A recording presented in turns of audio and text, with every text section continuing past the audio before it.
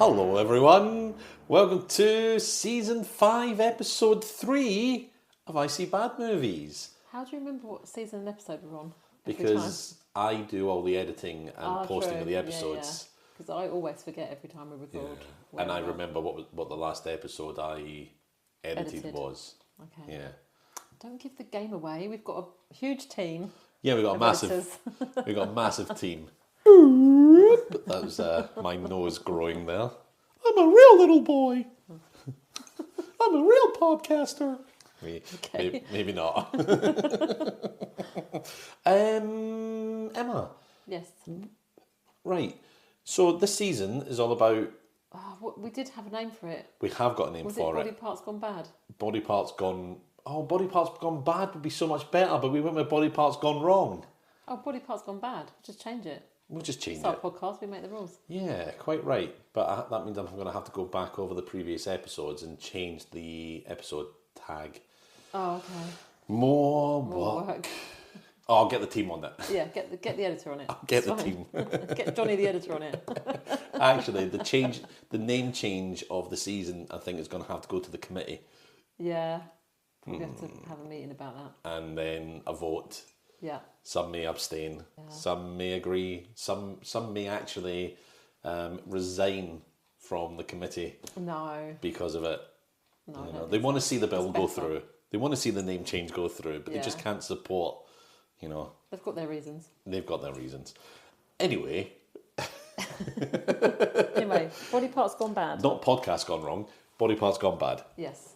And Emma, would you like to tell our wonderful, beautiful listeners what movie we're watching today? We are watching a movie called Idle Hands. Now, have you seen this movie before? I've never seen it, never heard of it actually. Okay.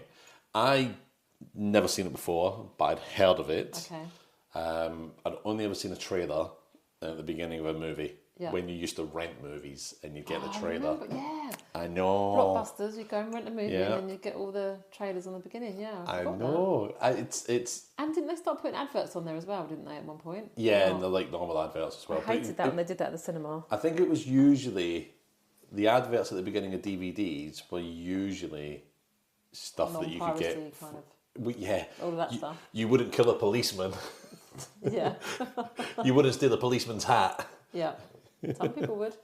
I remember that advert. But am I remembering this wrong? But at the cinema, it used to just be trailers, didn't it? We didn't have adverts for things. You always had adverts. You remember the old Pearl and Dean adverts for concessions? I remembered that wrong then. I always had it in my head that when I was a kid, you used to get trailers for other movies, but not all the adverts. Or maybe Pearl and Dean was the concession stuff that you would be able to buy, like your hot dogs or your popcorn and that. That's fair enough. But I mean, actual adverts like car adverts and stuff like that we get now. I remember just advert after advert. I remember some of the first adverts that I remember were for Smirnoff vodka. Actually, that's one of the first adverts I remember seeing.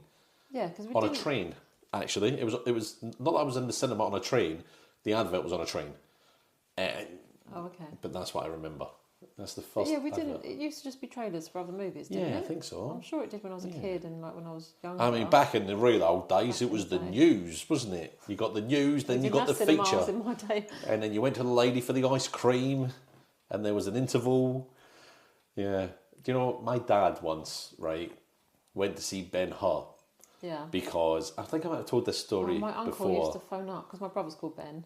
Oh, okay. My uncle used to phone up all the time and go, and if my brother answered the phone, he'd go, Ben-Hur, and just do that for ages until my brother got sick of it and then gave the phone to my parents. And it's just like, it's not funny. It's just not funny. That is the worst joke in the world. Just because his name's Ben. Him. Yeah, just to annoy him. Oh, that's awful. I know. Oh. So sorry, that just no, that's all right. That's quite all right. My dad's story does not top this, but he went to see Ben-Hur, and it's a long film. Yeah. Okay, and he was really excited to see the chariot scene. Yeah. Anyway, it got to the interval in the film, and he thought that was the end of the film. Yeah. Because I think normally it was like a film, interval, and then another film. Oh, okay. Back then, when Ben-Hur came out in the cinema. So he went home? Yeah, so that he literally just went to see Ben-Hur. He didn't go to see any other film. Yeah. And he went home and he was like, what an absolute swizz. Where was this chariot race? Where was it? Gutted when he realised Absolutely gutted. Absolutely gutted when he realised it. And this was back in the days. They used to have intervals at the cinema. Yeah. Yeah, I never had that when I was a kid. We just used to watch. It was way before our time. Yeah. Because he also told me that he'd paid to get into the cinema with a glass bottle. Because glass bottles, I don't know if it was like this down here in England, but up in Scotland, you could return a glass bottle and get some money back. Right. So there's some of the cinemas, and I don't know if it was like every cinema or just this particular cinema. Just take glass if you took a glass bottle, they take a glass bottle's payment because they could get money back on it with their suppliers or whatever. Back when tickets weren't 50 quid a ticket. Yeah, exactly. Yeah. When they were half a halfpenny or something. So, but why? It seems weird they put an interval in a movie at the cinema. Because, like, I don't know, I guess you do it with plays and stuff, but yeah. It just seems, because movies aren't that long. It was a chance to sell stuff. Oh, yeah, I guess it's a chance to go and get snacks and But it wasn't that always that the movies were too long, is they'd put a couple of feature films on, so you'd be there longer. Oh, I see, yeah. Or slightly longer. You know, nowadays you go and watch a bloody movie for 3 hours. Oppenheimer or something, and you're there for 4 hours, you know? Yeah. Speaking of Oppenheimer, there was a cinema in the US, I can't remember where, but they put an interval halfway through the film. Oh, okay. And the editor of the movie complained to the distributors about the fact that they were putting an interval in, because they were like, no, I edited that movie to be seen the way seamlessly it was meant to be seen. It's like, yeah, but I mean, come on. It's a long movie, It's a long old film. And someone has to have a word with Martin Scorsese. Honestly, I haven't watched the last few of his films, even though they get good reviews, etc., because of the length. Yeah. I don't find myself having the time to sit down and watch a 3-hour, 4-hour movie. No. I'll tell you something you should never do is go and watch a 3-hour movie when you're pregnant. Oh, did you? Yeah, when I had Brody. I don't know which Lord of the Rings it was, because he's 11 this year, so I don't know which one it would have been. Oh, it'd be one of the Hobbits, I think. No, it was definitely Lord of the Rings. I didn't watch Hobbit. Because the Lord of the Rings movies are coming up to 20 years old. Yeah. I definitely went and watched. Did you go and see one of them on release or something? Maybe it was re-released then, because I definitely watched Lord of the Rings when I was pregnant, and it was like 3 hours or a bit longer. Oh, no wonder you're not a fan of Lord of the Rings. And I was like, these chairs aren't comfortable for a pregnant woman for 3 hours.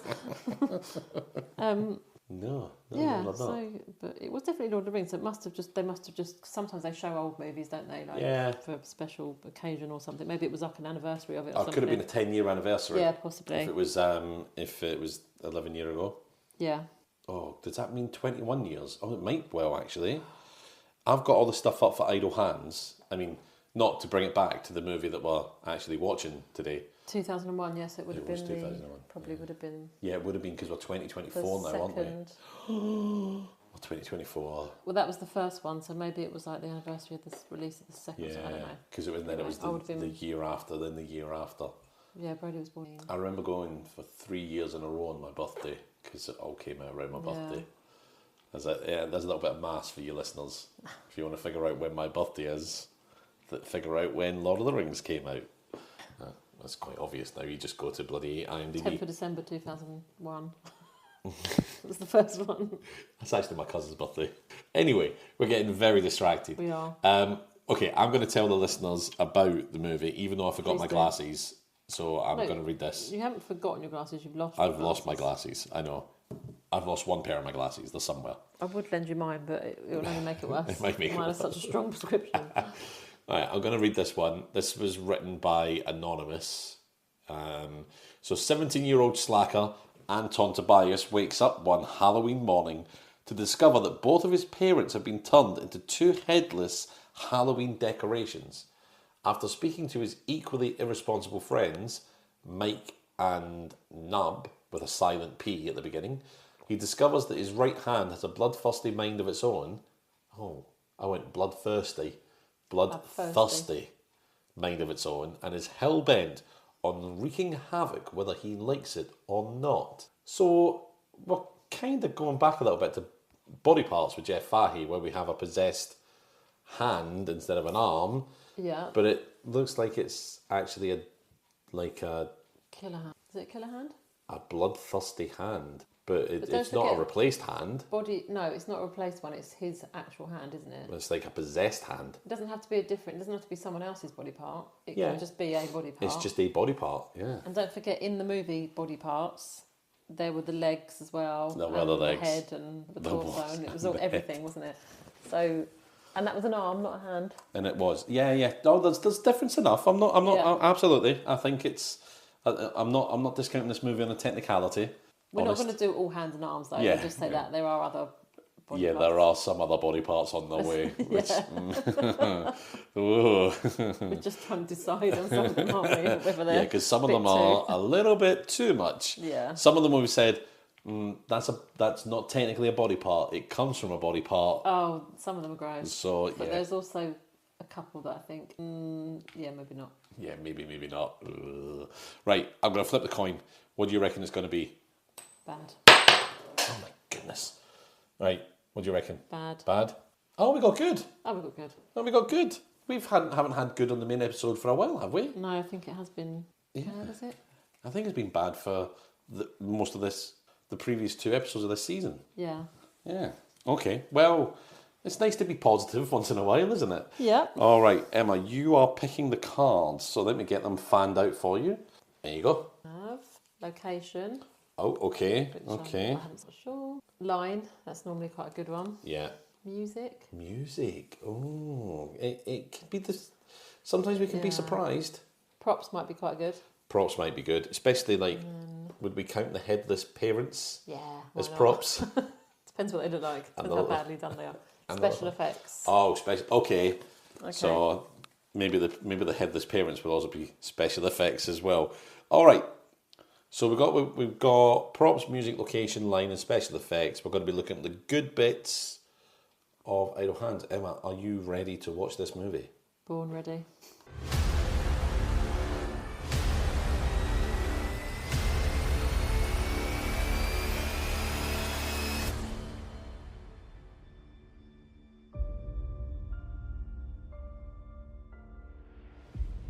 Welcome back, Emma. Welcome back, listeners. We've just watched Idle Hands. We have indeed. Oh. It's not one of my favourite movies. No, I don't think it ever could be. No. But what I do find is it had some really laugh out loud moments, but not enough to make the film or carry the film. No. Yeah, there were little redeeming moments, but Yes. I would say I was a bit bored. Yes. It wasn't. There was stuff going on. Absolutely, there was, I but don't know. not a lot of it lacking- was lacking engaging. Something. Yeah, it was really lacking something, wasn't it? It was indeed. And absolutely, there were a lot of moments where we just kind of went, oh! You know, like a particular death or a particular, like, thing happens that was quite gruesome looking or whatever. Yeah. But not enough Yeah, to... not enough. It was. To edge the film over into even so bad it's good. Do you know? I think when we've watched movies, I don't know, things like Piranha are Yes. coming to mind, where it took a while to get going, but then it was just action, action, action, and you had a lot going on. This was just, there was stuff happening, but it just wasn't, I don't know, it just lacked something. I It agree. was not quite there. I know what you mean. At least with Piranha, it was build up. It wasn't particularly Yeah. interesting build up, but at least it was build up It was and building it up paid to off. something, yeah. Whereas this film just has the occasional thing that's like, that was good. Yeah. But because there's no, because it's like that all the way through the movie, Yeah. it gets a bit wearing after a while, I think.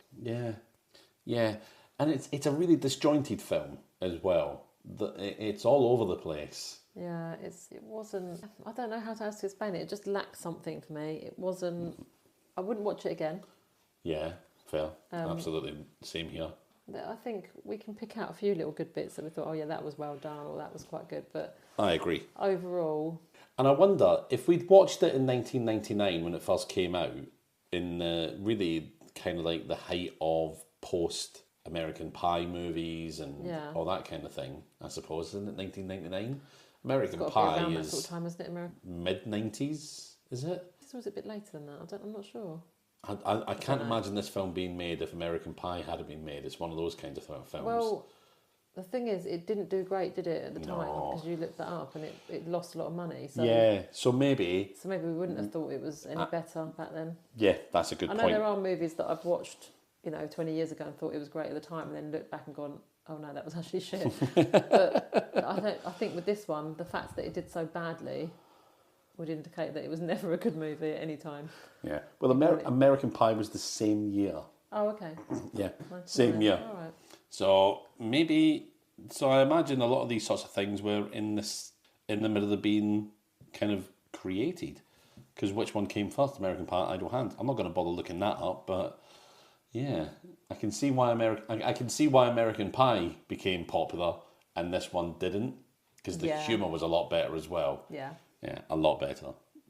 And I'm saying that about American Pie. American Pie was but American Pie was like a teenage film for teenagers, wasn't it? Really, it was like the kind of audience that are going to appreciate that are kids of that sort of age going through like that stage in their life where they're starting to have sex and stuff like that, and it's that the subject matter is closer than a demonic hand. Yeah, it appealed to youngsters because they can relate to it and go, oh yeah, okay, like that makes sense. I'm at that sort of stage of my life, but and I guess also to an extent, parents of kids that sort of age, because the parents can go, oh yeah, okay, that's what my kids are like, or that's what they're getting up to, or but yeah, this was not, even back then we would have thought, oh, this is a great movie. No, and actually I've never heard of it either before. That's true. You said about... And the only time I'd heard of it was a trailer, and that was it.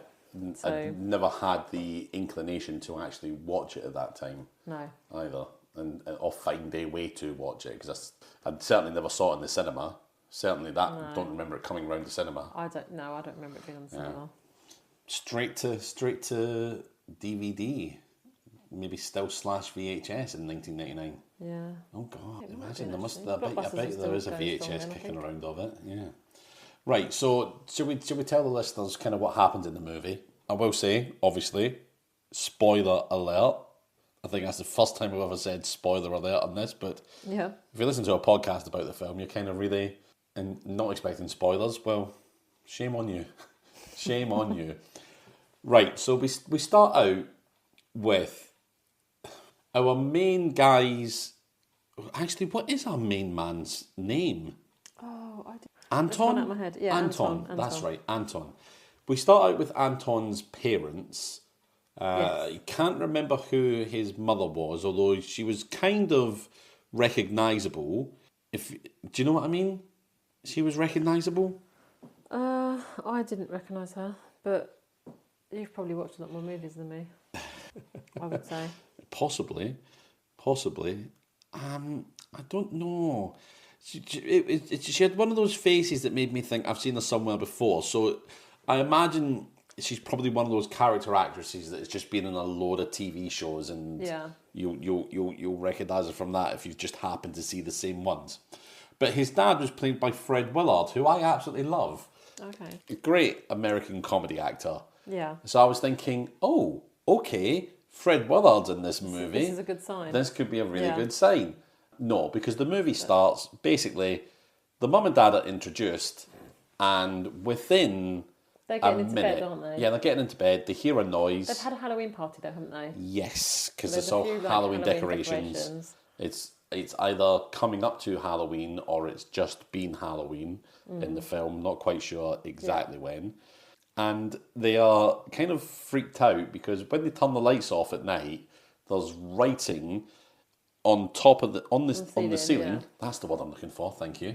On the top of the ceiling, yeah. Yeah, on the top of the ceiling. So what, in or the loft? At the bottom of the ceiling. Which says in UV writing, "I'm under the bed." And that freaks them out, so they look under the bed. There's nothing under the bed. They then hear a noise outside.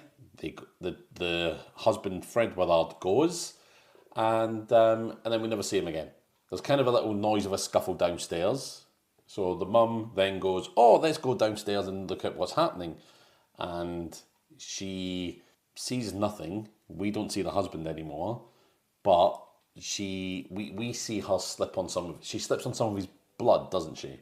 And Yes. lands and notices that it's his blood on her hands, because she kind of sees that, because she puts her hand in some, gets freaked out, goes running upstairs, and goes to call the police. And before she can call the police, she's dragged under the bed, and we just see the bed bouncing up and down. Yeah, the bed's bouncing up and down. And blood splatter out from underneath it. But can I just say as well, the mum is like... So we cut them just getting to bed. There's no explanation. There's no real setup. They're just getting into bed. She looks up at the ceiling. There's the writing on there.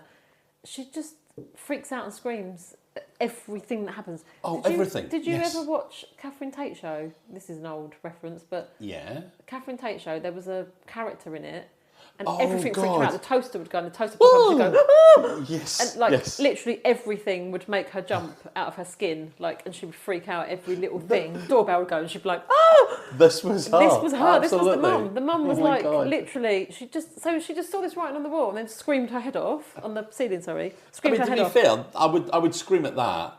Yeah, I would scream at some of these things, but it was like there was no dialogue between the couple. It was just she's just sitting there screaming at every step she takes, just another scream, and it's like, what's going on? If I was the husband, I'd be like, what's happening? She's just screaming at everything. So yeah, she was a bit. It was when it first started, we were a bit like, what is going on? Because who's under the bed and what? Like there was no explanation for anything. Nothing at all. And then they did show some. Did it show the pumpkin head like decoration things hanging? Yes. In the window of the house, there's two kind of mannequins with pumpkin heads on that are just kind of there. Yeah. But they become important a little bit later. Yes. A little bit later. Now, obviously, Mum and Dad have now died, and then we're introduced to our main sort of protagonist / hero / anti-hero, Anton. He wakes up. The first thing he does when he gets up is head downstairs, kind of wonder where his mum and dad is because they're out of milk, and then proceed to use his asthma inhaler pump as a bong, or a pipe at the very least, I should say. And I think that tells us everything we need to know about his character.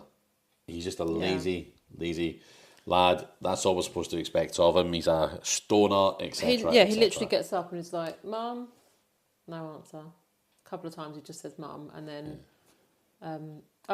he pours himself cereal and says there's no milk. Mum, we're out of milk. And then it's like there's no attempt to go and look for his parents. Oh no, none at all. He's just like, oh, they're not here. Oh well.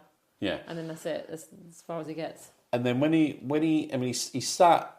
I mean, we have a little bit of a kind of a montage of him smoking dope. Yeah.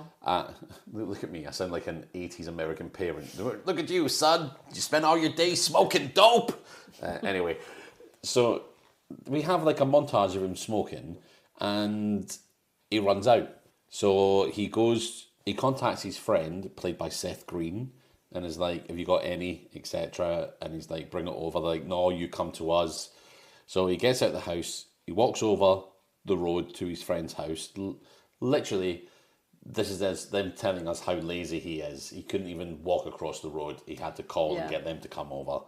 But they force him to go over. On the way over, he passes a fella. Can't remember his name. Randy. Yeah. Randy will come into the story a little bit later, but Randy's got a great big truck that he's clearly very much in love with as well. But they turn up. He goes into... Now, he climbs through the basement window into his friend's house. Yes, he does. And I don't know which one's house it is. I don't know whether it's Seth Green's house, whose character is called Mick. Seth Green is Scott from Austin Powers, isn't yes, he? yeah. Yeah, and he does play a very similar character, I would say. Yeah. Scott in Austin Powers is Seth Green, basically. Yeah. That's every bit like character. Hugh Grant and Jason Statham, and they just play themselves every time. Yeah, he is, absolutely. But also, he's Chris in Family Guy. Oh, okay. That's him, yeah. Okay, yeah. But we've also got his other pal called Nub, who is there as well. Yeah. Now, so Anton turns up and he's like, oh, you told me you had some drugs. And I'm like, no, actually, we're all out. And this is the level of the humour, and the writing is, I mean, I don't even get why they would say, yeah, come over and get some drugs. Oh, actually, when you get here, we don't have any drugs. So, and it's like, this has happened because they are, what's the word I'm looking for? I don't know, drug addled? They can't remember they don't have drugs? Is that what they're trying to tell us? Is that... What, they're so stoned all the time they don't know? Yeah, they're trying to really force this kind of slacker, stoner humour. Do you know? Yeah. And it just seems so like badly written, forced humour, which just was not working. No. It was not natural in any way, shape, or form. And I read one of the trivia bits in that they were trying to show that the three guys, Mick, Nub, and Anton, their acting was trying to show that they had been lifelong friends and that they were just kind of really natural with each other. They didn't seem natural with each other. It was absolutely the opposite, wasn't it? It was so awkward watching them talk to each other. Yeah. It was like three people that had never smoked drugs in their life pretending that they had smoked drugs. I think that's probably what it was. Woo, I'm so woozy, man. Yeah. You know? I've got the munchies. I'm whiting out. Oh, no. Oh, Mum said I should never smoke drugs and go to school. But I said, hey, no way, man. Does he mention, he does mention to the friends that his parents aren't he says, actually, come to think of it, I've not seen my mum and dad for a few days now. Days, yeah. But still, there's no concern, is there? There's no, like... But we're assuming that this is the morning after they were murdered. Yeah. But he's also saying, I haven't seen them for a few days, so... Oh, yeah. Well, he has seen them. So... unless he wasn't in for a few days. Or unless he was just so stoned he didn't... Yeah, maybe he's so up stoned. in his attic bedroom. Day it is. Yeah. I don't know. Anyway. So, again, straight away, plot holes, if you can be surprised in this bad movie. Plot holes away. Now, we have before that... No, sorry, not before that. They tell Anton, well, if you've got no drugs, what you need to do is get yourself some oregano, get yourself some nutmeg, put that in some paper and smoke that, and that will do you until you can get some. So Anton leaves to go back to his own house, and that's when Mick and Nub find that they've actually got a great big bag. Yeah. Great big bag of weed. But he does go back and tries the concoction that they came up with, doesn't he? He does. Now, which is ridiculous because... It is absolutely ridiculous. Before we see him do that, though, this is where we start to see some news of a murder in the town a little bit beforehand. Yeah. So this is where I'm guessing that the parents must have been murdered a couple of days ago, because just the night before, two twins were murdered that worked for a fast food joint. They were found dead in the fast food place. And it's like, okay, there's not really that much more sort of given to that. And at the same time, we are introduced to a nun, going into a police station and seeing a guy who was up for murder charges with a withered right hand. Yeah. And then she goes, oh, damn, I'm too late.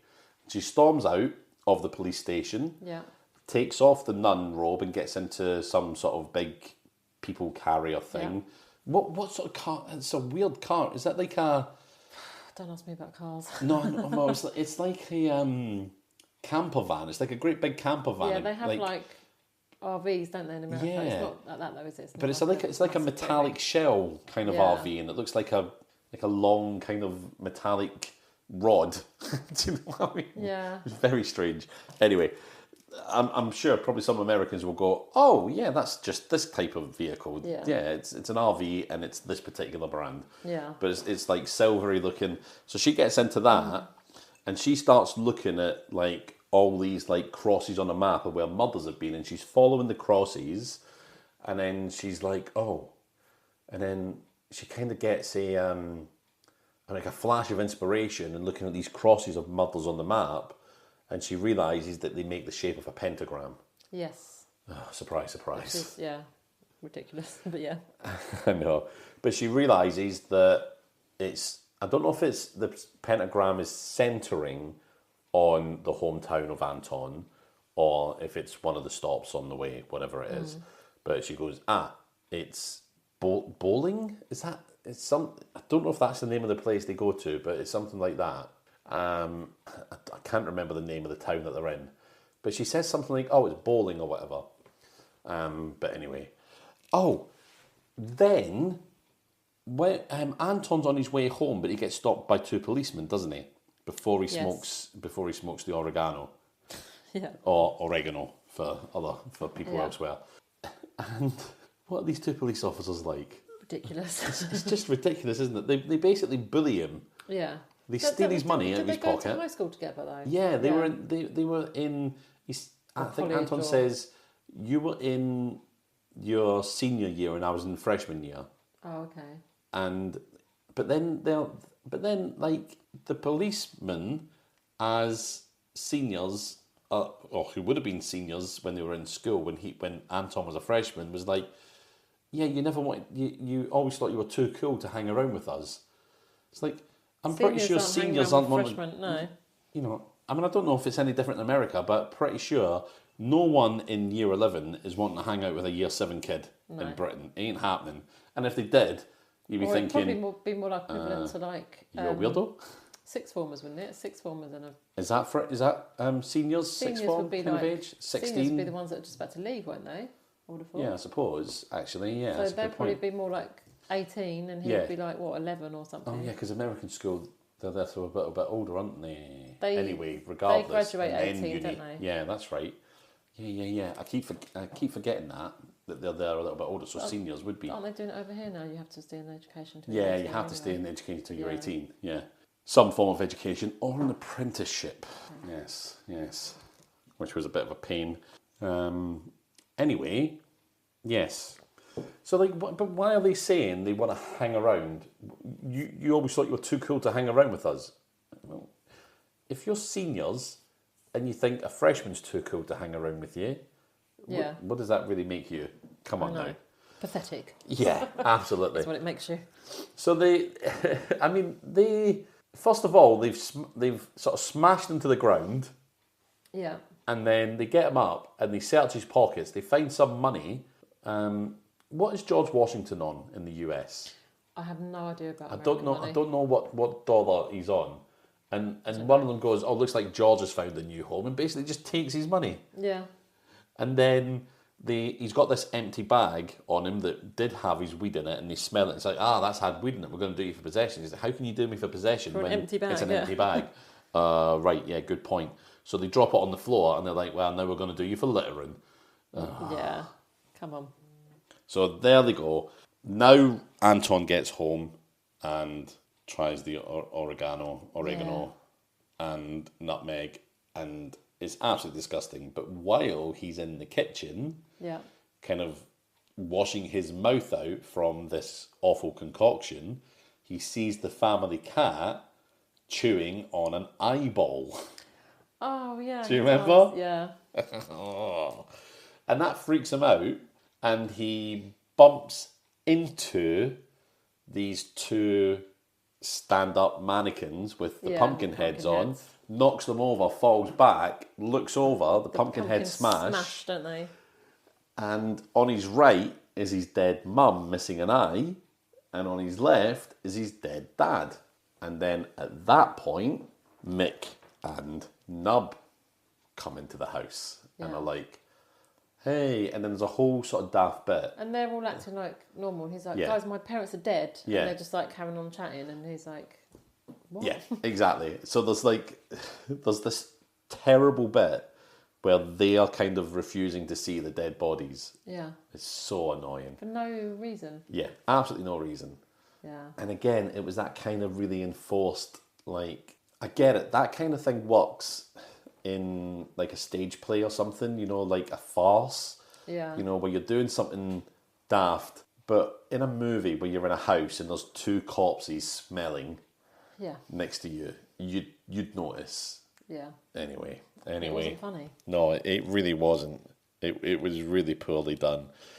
Well, Mick and Nub eventually noticed the 2 dead bodies at Anton's insistence. These are my parents, blah, blah, blah. And then... Oh, When does the girl? oh well, we have kind of seen the neighbour girl. That's why Anton leaves Mick and Nub's place. Jessica Alba plays Anton's kind of neighbourhood love interest.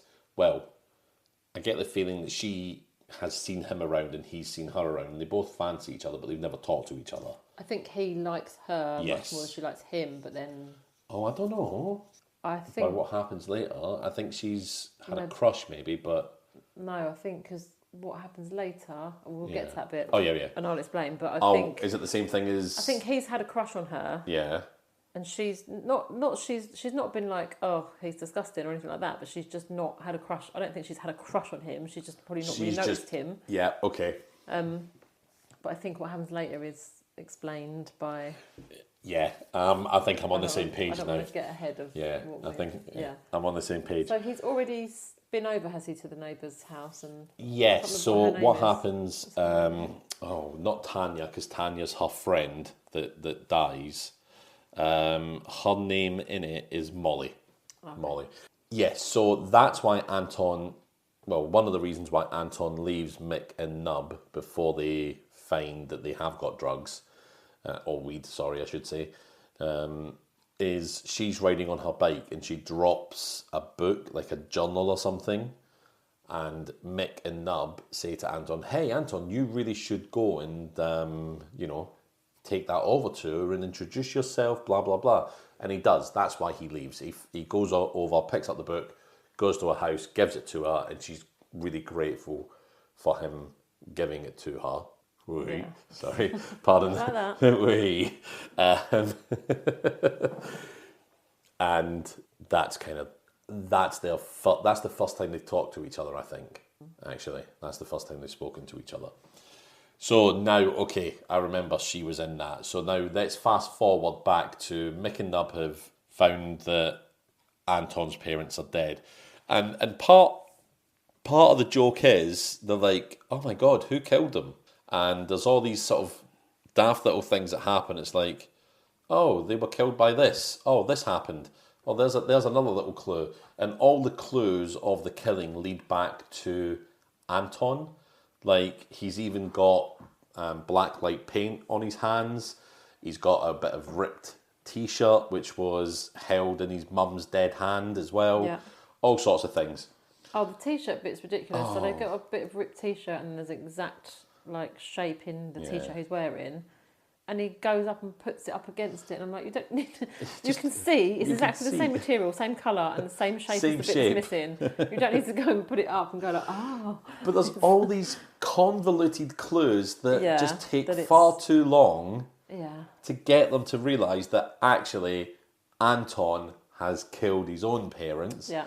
And Mick and Nub realise this, and they're like, "Oh, okay, cool," and they're like just hanging out. Well, have we skipped the bit where I think he's stood in the kitchen and his hand is just.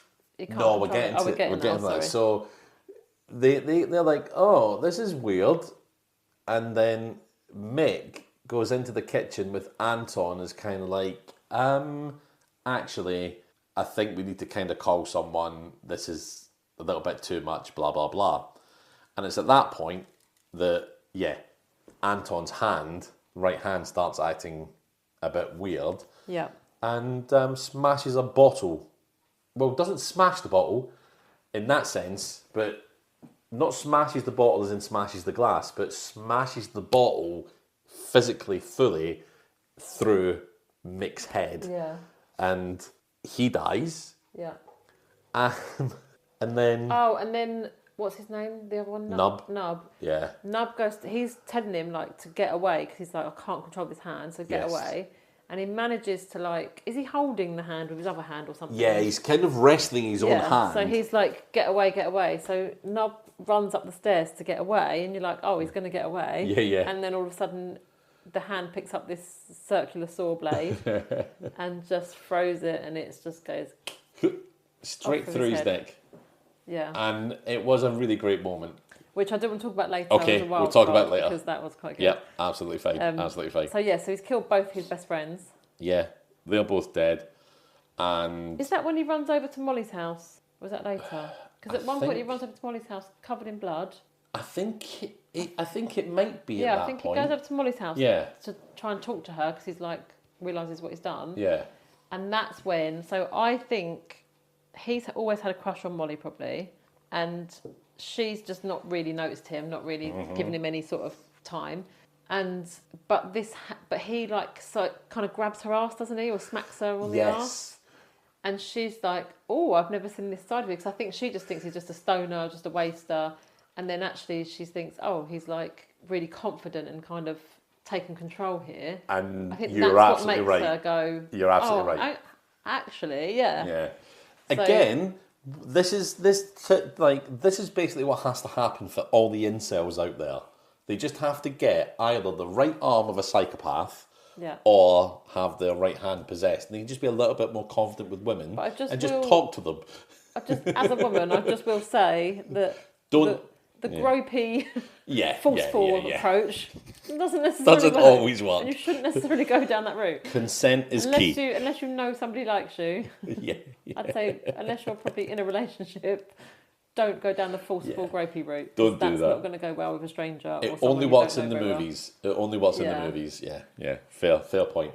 I'll just make a quick note of that. Those killer hands do something to women because we've had body Yeah, I parts know. and we've had idle hands. Yep. Yeah, and we have had one movie where women have got their own back, which is, we have, yeah. considering Keep it the gropey hands out there. Yeah, I think true. one movie being outweighed by all the others is and all the guys in that movie definitely deserved what they got, didn't they? Yeah. If you're listening to this episode for some reason before episode 2, we're talking about the movie Teeth, because people do that. People have some of our episodes have got more downloads than others in the later episodes, because it's like, oh, it's about this movie. Depends. Yeah. I guess I'm going to watch this one. You see it about a movie you've seen. So if you haven't listened to our episode about Teeth, recommend going back and listening to that, and actually watching Teeth as well, because this is definitely watch Teeth, much better, so much better. And do you know the amount of people that I've said, "Oh, we watched Teeth for the podcast," and they were like, "I love Teeth. Teeth is so good," and I'm like, "Yeah, it's not a bad movie at all." Because you hadn't seen it, had you? Before? I'd never seen it. Yeah, I'd never seen it at seen all. it years ago. Yeah. Anyway, this isn't Teeth. This is Idle Hands. This is Idle Hands. Yeah. I think I'd rather have watched Teeth again. Do you know what I mean? Yeah. So he does spend a very sort of successful time with Molly, but the hand very much wants to kill Molly. Oh yeah. He does, however, tie himself up, and Molly's like, "Oh, I didn't know you were that kinky." And he's like, "Well, you know," and he's like, "Well, you know me." Clearly not. Clearly She didn't know him because she didn't think that of him, did she? But yeah, it was that I found that quite funny. Him tying himself up, and in that situation, it was quite. Yes. That was there's little flashes of humour in there, just not enough. Not enough. That was a nice touch, because that was like, oh, she just thinks he's kinky. Yeah, but he's trying to stop his murderous hand from killing her. Because it is going in for the choke occasionally, Yeah. and we know from body parts that the choke is a no-no. That's definitely a no. That's a definite no-no. Yeah. No. Fearing for your life isn't sexy. Yeah. No. It's not sexy at all. No, it's not. No. Ooh. Anyway, moving swiftly on, we have. So he spends this. It's not a whole night with her, is it? No, it's not. Just. I don't know how long it is. It's not. Yeah, it kind of. They pretty much just and have then it sex cuts week. away, Yeah. and he's getting ready to go, isn't he? Yeah. He goes home, and we see him kind of over already dug graves, Oh yes. and he's kind of saying he's not saying a prayer, but he's saying a few words, He isn't said a he? few words to his parents and the friends. Yeah. And he's burying them in the garden. Yes, which Which is is rather like, conspicuous. You don't bury people in your. No, you don't. I mean, don't kill people for a start. no, Let's start that's there. true. Yeah. Don't kill anyone, kids. But if you are going to kill, if you really can't help yourself and you have got a murderous hand, Yeah. then maybe bury them somewhere else and not in your own garden. Because isn't that like the first place police would look is in your own home for clues and. Although I watched a movie a long time ago, right? Surprise, surprise. Where it was like a dinner party. These friends were having a dinner party. Yeah. And for somehow, one of the guests that comes over is like really racist or sexist or whatever, Yeah. and dies at the dinner table. Right. Okay, and I can't remember why or how, but they decide that they can't call anyone, so they bury the body and they put tomato plants over. Right. But they kind of get a taste for it, and they go out and they invite people to their dinner party. To kill them.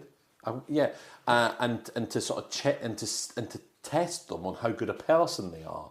And if they don't pass the test, that's it. Oh, so they only kill the bad they'll guys. kill them. And it's all they're always feeding them, I don't know, like a tomatoey pasta dish or whatever like that, because they've got this glut of tomatoes because the plot just gets bigger and bigger and bigger. I wish I could remember the name of the film. It's quite good. It's a good little black comedy. Yeah. I'll have to remember it. But that's an instance of burying someone in your garden, but using the nutrients of the body to feed your tomato plants. Very clever. Very clever. And then there's also the old joke, isn't there? The old man calls the police and says, I've killed my wife and buried her in the garden. The police come round and they dig the whole garden up, and they can't find hide nor hair of the wife buried in the garden. Yeah. And he said, well, it was cheaper than getting a gardener in or something like that. Oh, okay. Yeah. A dreadful joke. Yeah. And murdered by me as well. I should go and bury myself in the garden after that one. Oh, Don't Jesus. dig up my garden. Anyway. Yeah, so he's burying them, and then the friends Yeah. talk. One of the friends is talking. Seth Green's character is talking. That's right. And it turns out he is dead, but they're zombies. Are they zombies? We Yes, don't know. they've become... They're the undead, aren't they? Yeah. Sentient undead. Yeah. And they climb up out the ground. But what's funny is the head. So obviously the other guy's got his severed head. Yeah. The head's still talking. Uh-huh. That's fine. So he pulls them out, doesn't he? Yeah, he helps pull them out, and And they're going to the house. well, Nub, who's Got the Nub's severed on the head. floor, his head's talking, but the body's got the shovel in its hands, Oh yeah. and it knocks Anton out, Oh yeah. knocks him out, and then they're in the house, and Anton wakes up, and he wakes up in his loft in the attic, his but they're bedroom in the attic. downstairs. And he goes downstairs and he sees the back of them sitting watching telly, and he's like, oh, guys, thank God. Yeah. I had this terrible dream, blah, blah, blah. And he walks in front of them, and then, sure enough, there's Mick, bottle in the head. There's Nub with his head in his lap. His head's on the cushion, isn't it? Oh, it's on the other cushion. chair. Yeah, next to him. And he's yeah. throwing peanuts or something. That's right, he's throwing at the cheese head. balls. He's throwing cheese balls yeah. into his mouth, that's it. Yeah. And so he finds out that he did kill Mick and Nub. It's not a nightmare, it's all true, and the hand is doing its own thing again. Yeah. Now, I can't remember, because I think, isn't it the morning when they get up, when he wakes up, or afternoon or whatever? But they must just sit watching telly for a while, Yeah. because then the police turn up, the two policemen, they turn up to Anton's house. Yeah. The two that he bumped into earlier, Yeah. and they see the dead, like Seth Green, Mick, and Nub. Yeah. They see the severed head on the chair, Yeah. and they get freaked out that they are zombies. Oh no, he's got to keep his hand busy. How does he learn to keep his hand busy? Oh, that's right. I have missed a bit. Oh, he's knitting, isn't he? Yeah, I have missed a bit. Sorry, I have missed a bit. Because he does find Mick and Nub downstairs during the day, and then they're like, well, how am I going to find out more about what's going on? I need to speak to someone who knows about the occult. Yeah. And they decide that it must be Randy that knows most about the occult because he's into heavy metal music. Of course. So he goes to see Randy, but Randy is at not the memorial, but what would it, when your people are putting flowers out for the two twins that have died, that were murdered earlier in the film? We don't see them being murdered. What would you call that? Vigil? The vigil for them? Don't know. I don't know. But it's like there's a little bit of a shrine at the Like a tribute, kind of. Yeah, like a tribute. Yeah, at the fast food place that they work. Yeah. where they were found dead, Yeah. murdered. And Randy's there trying to pick up grieving women. Yeah. Class act. What a Yeah. class act, Randy. Absolutely. Anyway, Anton, I mean, there's a whole mud of the things that happens. Anton ends up nicking. That's a strange thing. At this vigil, they've got the uniform as well for the twins laid out for them. So Anton steals that uniform, puts it on, goes into the drive-through part, and accosts Randy as he goes through the drive-through and saying, "I need to know about the occult. Yeah. I think my hand's possessed, blah, blah, blah." And Randy's like, "Well, you know the saying." Oh, God, what? Sorry. I just swished my tea and it went out over the table. Threw it everywhere. Honestly, what am I like? Can't take me anywhere. Dear oh dear. And so Randy says, "You know the old saying, idle hands are the devil's playground?" Something like Something that. like that. Whatever the quote is from the Bible, because I'm pretty sure it's a quote from the Bible. So Randy tells Anton, "You've got to keep your hands busy." Or Anton, understands from that, "Oh, idle hand at the devil's playground, that means By the way, when I he's need to keep in my the hands busy." drive-through, like fast Yes. food place, the hand is desperately trying to kill Oh, the it employees, is. but Yeah. they keep like throwing knives and stuff, and it keeps missing. Like at one point, he throws a knife and one of them ducks. Yes, Like just yes. Pure coincidence, but yeah, the hand is trying to kill people there, isn't it? Oh, constantly. And that did make me laugh, actually, when it picked... I mean, the hand, he's constantly fighting the hand. Yeah. And he's a terrible actor, this Anton, in terms of saying his lines and emoting his lines. Yeah. But he's a fantastic physical actor. Yeah, the way he makes the hand look like it's Yep. not, it's its own, it's got its mind of its own, and it's not attached to his body, is quite good. Yeah. He does that quite, because I was saying to you, how is he like twisting his fingers and his hand? Because it's Yeah. almost like he's constantly twisted, and couldn't work out how he was doing that, because his fingers looked like they were kind of At some meant point... pipe cleaners or something. Yeah. They weren't, At one point, I thought... unless that was special effect. Is that a fake hand on his hand? But I was looking, I was thinking, it's so seamless. In Yeah. 1999, I cannot imagine they have faked a hand Yeah. on someone's hand and made it act like this so naturally, but unnaturally. But I'm pretty sure it is It was just just his him hand. doing the physical motions and kind of constantly fighting with his hand. It was Yeah. it's been really well done all the way through the film. Once the hand kind of reveals its hand to him, shall I say?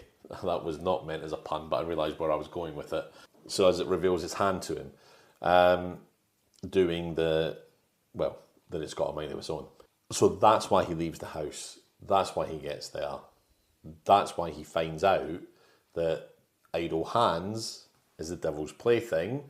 So therefore he takes from that he's got to keep his hands busy. Not that he is like this because it's apparently we find out later in the film that the hand goes around taking over the hand of the most useless, lazy people it can find. Yeah. So that's why. But this is where we find later in the evening Anton sitting with Mick and Nub, sorry, knitting, and he's knitting. Yeah. And he's knitting really well, actually. Yeah. How does he know how to But knit? he's also kind of fighting with the hand. So there's also kind of like The hand's little clearly movements. cooperating because he's doing a lovely piece of knitting. He really is. He's knitting one, purl one, drop one, all sorts. Catching Kill on. one. Is it catching? Casting on. Casting on, sorry. Thank you. So he's doing all that business, but there are the odd little movement from the hand where he's kind of fighting it. And again, really good sort of physical kind of representation of fighting with the hand. Really nice. And that's why he's got the knitting needles when the police turn up. Yeah. And they see Mick and Nub. Why do I keep calling him Neb? I don't know. Do you know someone called Neb? No. I know, maybe I'm getting confused with Seth, who's playing Mick. Nub. I honestly don't know. Don't know. So strange. Because I think the joke Nub, I mean, I don't even know what the joke is. Why is the character called Nub anyway? The silent They P. don't explain why it's called Nub. PNUB. I don't get it. Anyway. If anybody understands the joke, nub, PNUB, Let us know. please let us know, because we don't get it at all. So the police shoot Nub in the head, thinking, oh, it's the undead. Because they're that kind of weird, these two police officers. They instantly think the undead. I mean, they're right, Yeah. but no right-thinking police officer sees a severed head and goes, oh, the undead, shoot it. Do they? I really don't think so. And Anton at this point is like, look, and the police are like, you're the killer, put your hands up, Anton, blah, blah, blah. And Anton's like, yep, arrest me. And he's put his hands out, but he's got the knitting there. And they're like, put the knitting down. I can't. Put the knitting down. I can't. Because he's got this locked in his head that he can't stop doing things with his hands. Yeah. Otherwise, the evil hand comes out. So they're like, you're going to have to handcuff me as it is. And they go to handcuff him, but one of the police officers gets the knitting needle all the way through his head. Yeah. Is that, ugh? But I mean, it's no kind of life for Anton, because how can really you not. constantly have your hands busy? And what about sleep? When he goes to sleep, will this hand be murdering people in his sleep? Does the hand ever sleep? Oh. Or was he thinking wear the hand out so much that it'll be exhausted? Oh, too maybe. exhausted to Maybe too go on a exhausted. killing spree. But then also, maybe if he does too much knitting, the hand gets too strong. Or it gets RSI and it's rendered useless. And it's signed off sick by the doctor. Oh, that'd be amazing. Oh, the wrist gets carpal tunnel syndrome. Yeah. He's got to spend the And Anton swan... doesn't get it operated on because he's like, nope, I want it to be out of action. Yeah, that's it. Yeah, I need it to be out of action. I needed to have every single hindrance in the world to stop from killing people.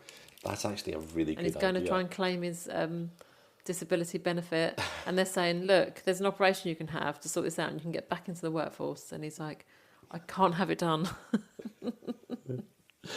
And then the irony is they end up taking the hand off because it gets so bad and it gets replaced with a psycho killer's hand. Oh my God. It's never ending for poor Anton, is it? Can't win, no. He just can't catch a break. But you got to hand it to him. Maybe he was the guy that had the other arm of in body parts that had the other arm of the serial killer. Emma, I said you've got to hand it to him. I know you did. I was trying to skip over that bit. I know you are. So, the one officer dies by being stabbed through the head with the knitting needle. But how does the other officer die? I actually cannot remember. No, neither can I. Does everyone die? Oh, that's right. Anton takes the taser. Oh, the taser from to the the other face. officer. Yeah, taser to the face. Taser to the face, burns his face up, Yeah. and that's it. Burns his face up. What the hell? Does a taser to the face kill you? No. Just burn your face? No, it doesn't. I mean, you'll have... If we get a taser to the body, do you have burn marks? Or what does it do? 'Cause it's like an electric shock, isn't it? Yeah, it's an electric shock, but the little barbs, aren't they? They go into the skin. Yeah, so they must And leave then a they're scar, I would have thought. I imagine that... I don't know if you would scar... But it would leave a mark initially, but it wouldn't. Yeah. Doesn't kill you, does it? Because that's the whole No. point. Is like just to Well, I mean, stop it you. is a big vote, and, you know, Yeah, if but you it's- get hit in the wrong place, it could... It's meant to stop cause you- somebody, not kill Yeah. somebody. Is it like if they, if they're trying to arrest somebody, it's meant to Have go right, you- stop.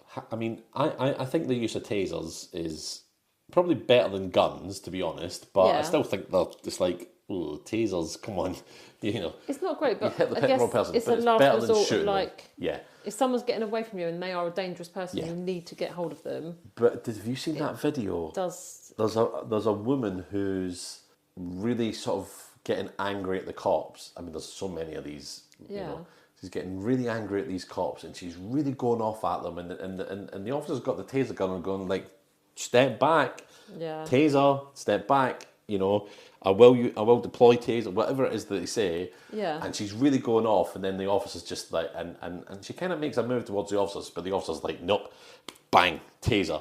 And honestly, it's amazing seeing the taser kick in because her whole body just goes stiff as a board, Yeah. and she just keels over flat, straight, and it's like, what the hell? Yeah. I'd never seen a taser in action until I watched Yeah, that video. wonder I how- watched it years ago. It must be pretty powerful then, mustn't it? Yeah, If it's literally like it just makes your rendering body you, go, like, immobile. Yeah. Yeah, that's it.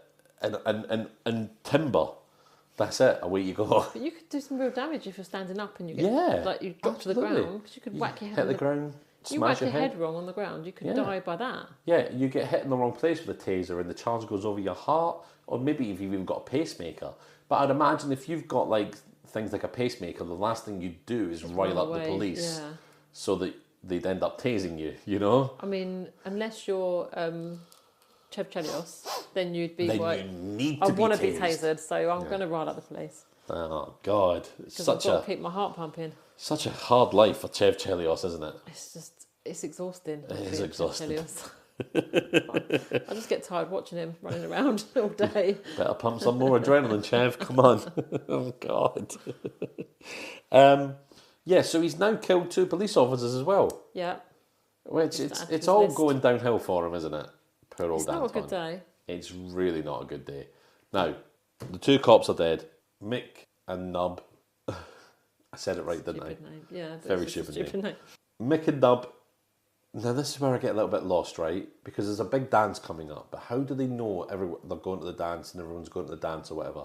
But like, Mick and Nub are getting ready for the dance.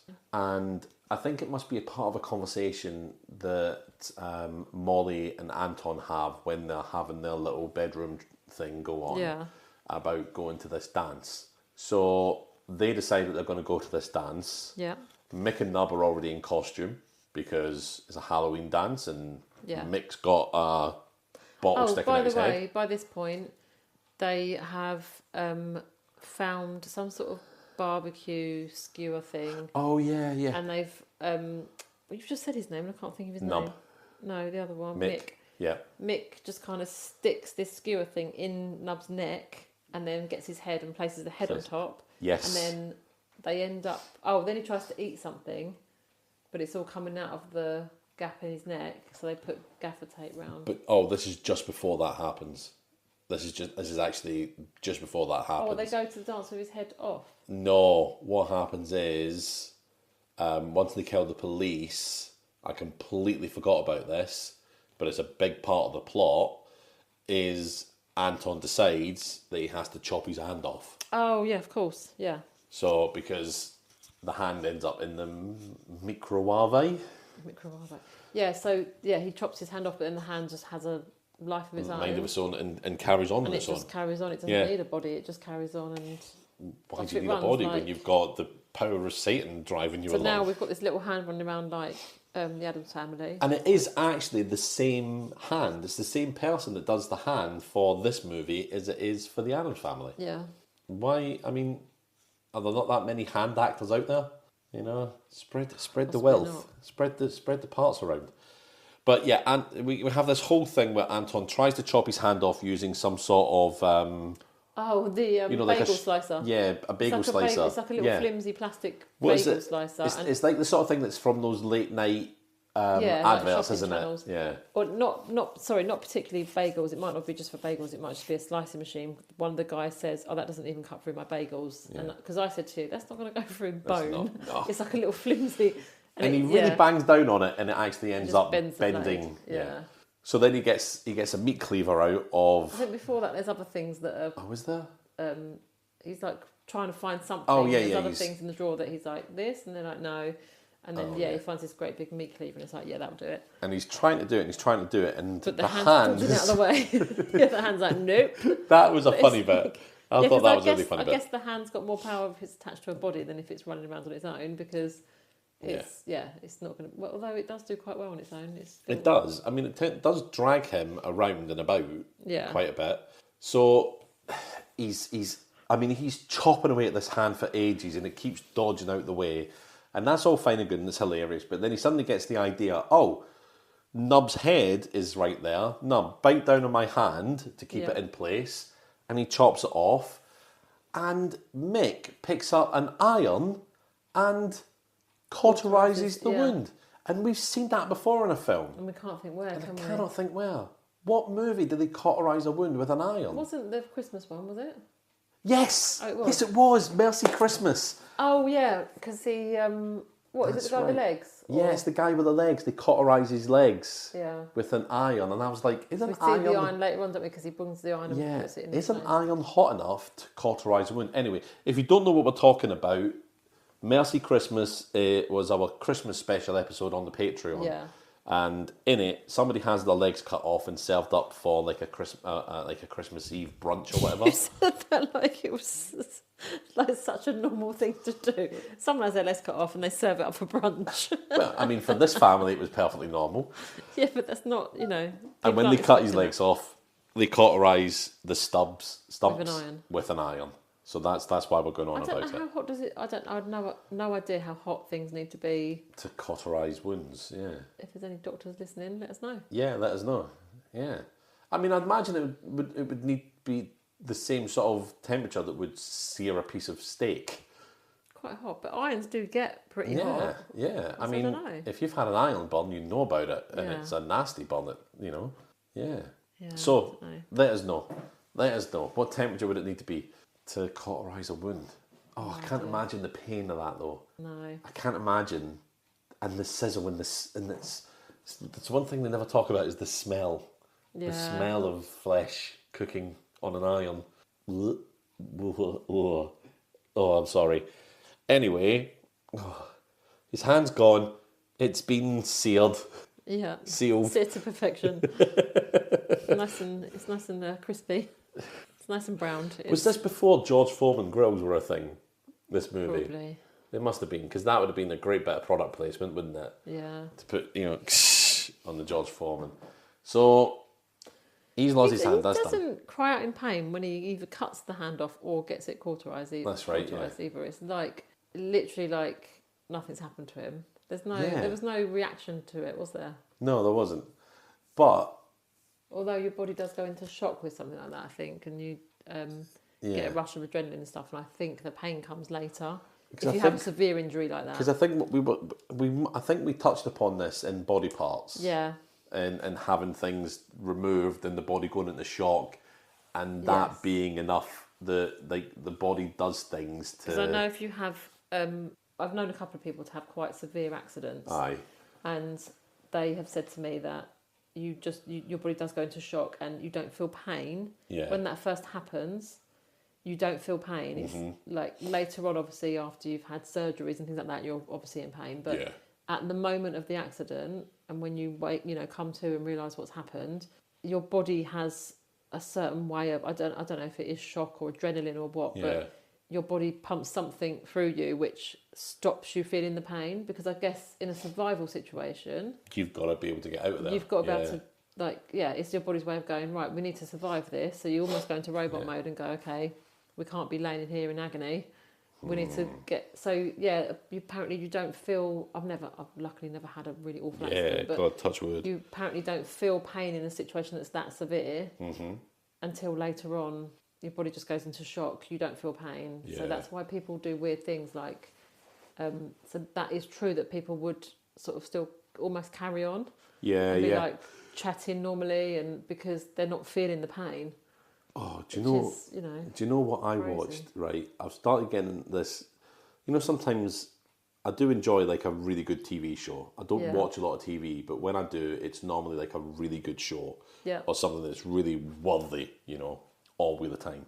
But I also sometimes like popcorn TV. That you can just put it on. You don't even need to think about it or whatever. Yeah. I've been watching 911 recently. This American show in LA, and there's like this cold open of a guy buying a motorcycle. He's in his 50s, whatever. Yeah.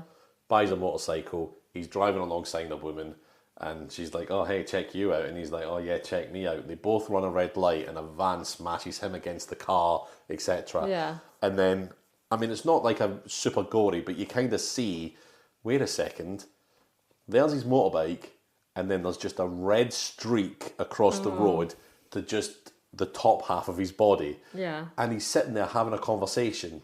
And it's like, how is he staying alive? Yep. Well, because of the script, he's still alive. But because also, of the script, but also that is apparently true, that you would... I mean, I guess it depends how bad the accident is. And you've got to kind of be conscious as well. But apparently, sometimes if you have something major happen, you will just be sat there chatting because... Yeah. You could be cut in half, and because of this TV show, you'll be fine for a while. You'll be fine, You'll be fine. You'll be absolutely fine. Massive trauma. And just sit there chatting until the lights go out. Anyway,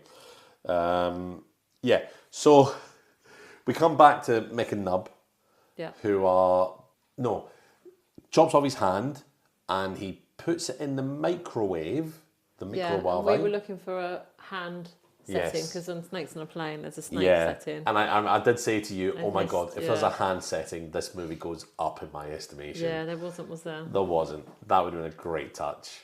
Absolutely great touch. But we see it go around the microwave and it's just kind of... Yeah, and it's all bubbling and it's but busting, and I want to talk about that later.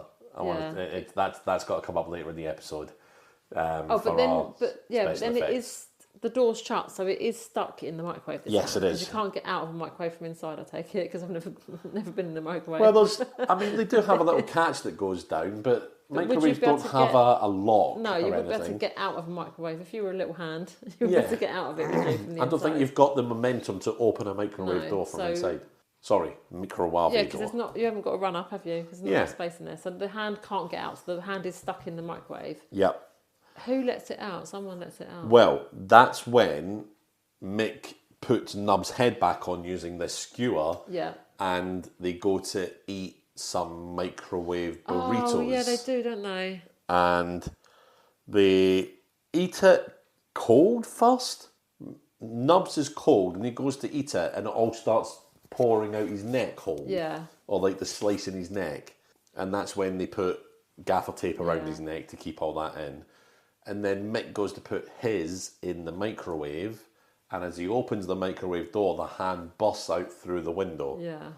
But the hand is making its way now to the Halloween dance. But also, there's blood all in the microwave. Oh, yeah. And they still cook stuff in there, don't they? Which is Yep. grim. But yeah, and then the hand goes off to the dance and causes havoc there. Anton runs to the dance and he's on the microphone, gets up on the stage. Well, yeah. Is that the first thing he does? That's not the very next thing. Oh. So, in the street... So, what's happened is, then, we have the nun, or the woman that was dressed as the nun, is in the bowling alley and meets Randy. Yeah. Because he starts flirting with her. And she's having a beer, he's flirting with her, and he's like, so what brings you to town, blah, blah, blah.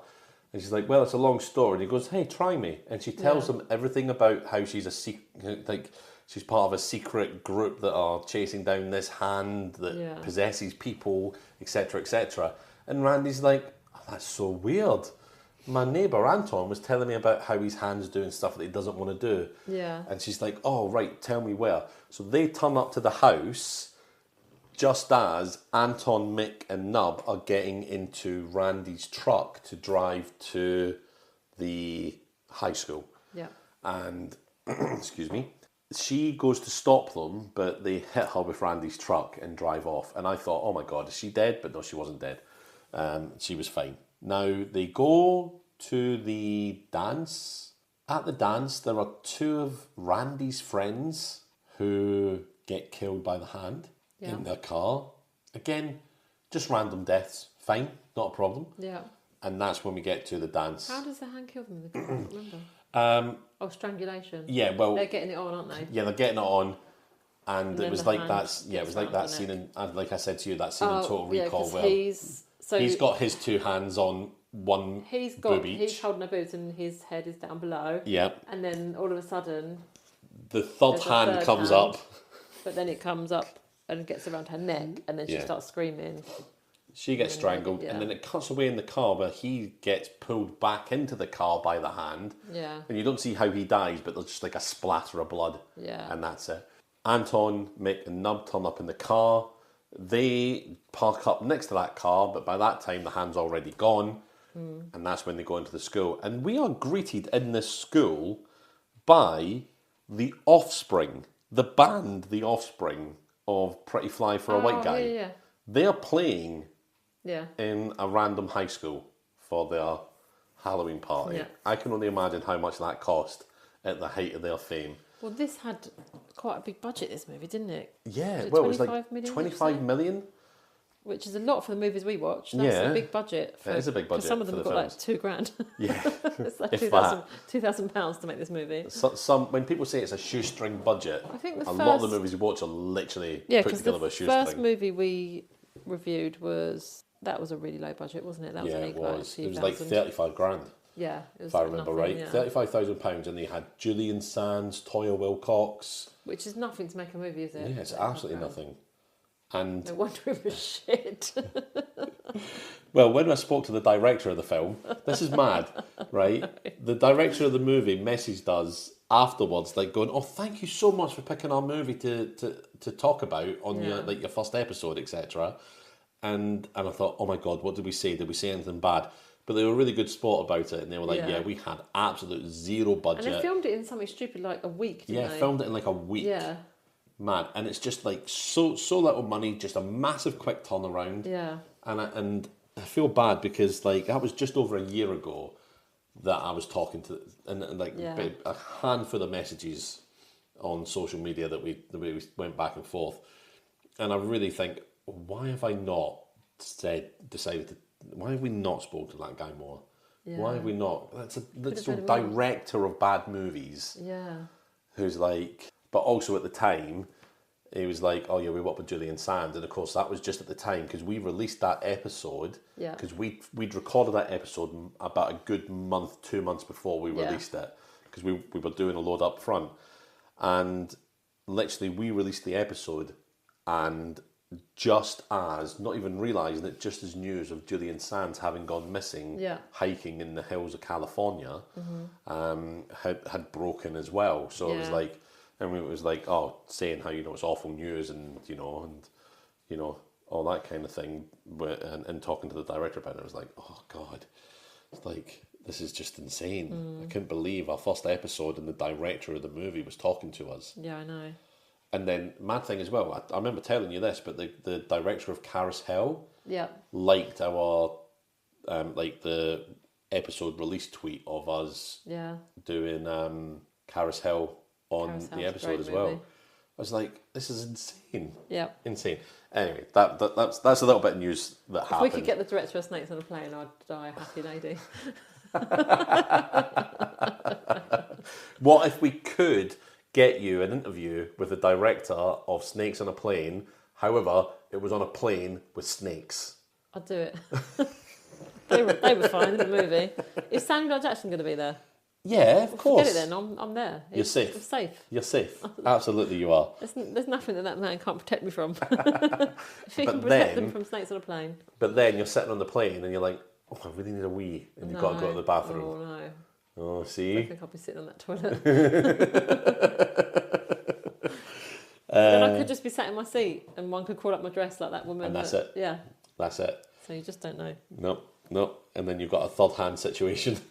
Yeah. So, not always a good thing. No, it's not always a good thing, no. Oh dear.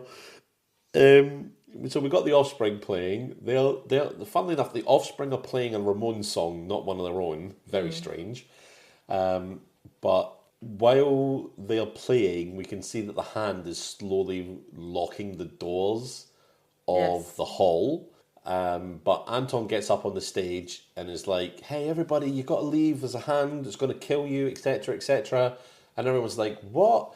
And even the guy from the Offspring's like, "Hey, kid, look, you've had your time. Just get off the stage and let's get on with it." And then very promptly, he is scalped by the hand. Yes. Which is quite funny, actually. All hell breaks loose. Yeah. Everybody's fighting to get out, blah, blah, blah. And we then have a really strange scenario, okay, of Molly and her friend, Tanya. Mm-hmm. Well, just before the hand attacks, Tanya is dancing with Nub and they're kissing, etc. They're having a great time. And Nub's thinking, hey, I'm going to get my end away tonight. Even though he's dead. Even though he's dead, I know. And I did point this out, but when we were watching it, those zombies or whatever they were must have smelt, surely? That's the thing. Because their bodies are dead. Yeah. Is there not a smell that comes along with that? It's not like... Can't imagine they smelt great. Maybe some maggots, you know, I mean, there's got to, I don't know. But hey, who are we to deny Nub? Anything can happen in movie land. It wasn't. I nearly said his prom night. It's not a prom, is it? It's Halloween party. It's a Halloween dance. But then obviously all hell kicks loose. Tanya and Molly being Jessica Alba's character, Anton's love interest, decide to go through the air conditioning vents to get away from the hand, because the hand is there to get her to punish Anton, I imagine. So they go through these ducts, but these ducts are enormous, and they get to a section which has a rotating fan. Yeah, which we couldn't work out why they would need that in a school building. Yeah, and it's the rotating fan is so powerful that we find out later. It's like the fan in Charlie and the Chocolate Factory, Yeah. Willy Wonka, where they've got a burp to get down. The original Willy Wonka, not the Johnny Depp rubbish. I love that. The original. So good. But Yeah. Uncle Charlie, he's a dirty, rotten benefits cheat. But Grandpa Joe. Yeah, not Grandpa Joe, not Uncle Yeah. Charlie. What am I talking about? Grandpa Charlie's the Joe. kid. Charlie's the kid. Jesus. Honestly, Grandpa what am I Joe, like? Grandpa Joe, Yeah. he Spends years in bed I doing don't nothing. think they're on benefits because they're poor as anything. They're poor as anything. But that man has laid in that bed for God knows how many years. Oh, I can't work. Poor me. Oh, I get to go to the and factory. then as soon as you've got a golden ticket, you're up and dancing around the room. And have you also seen, I don't know if you've seen this going around like TikTok or whatever, but I've seen this video occasionally. You know when they're in the room with the flavoured wallpaper? Yes. And they got to lick the wallpaper? Yeah. Just look at how Grandpa Joe licks the wall. It's Disturbing. let's just say Grandma is a very happy lady. Oh. Honestly, it is disturbing. I don't think they're getting up to anything in that bed because they're showing it with two. Oh, unless they're all. There's Are they swingers? 4 people in that bed. Because they're not related. Those 4 in the Yeah, bed. they're not. That's true. They've just. Because they're the grandparents. they're the maternal and paternal grandparents, so they could be getting it on. Oh, this is so dark. Bed. Yeah, this is not. Well, thanks for listening, film, everyone. David. See you later. Bye. A kids film. You got kids being drowned in chocolate. You got kids being blown up. Kids being shrunk down to nothing. Look, this is why I go on about the 80s and 90s because you could do stuff like that to kids. You've got chickens being beheaded in the tunnel scene.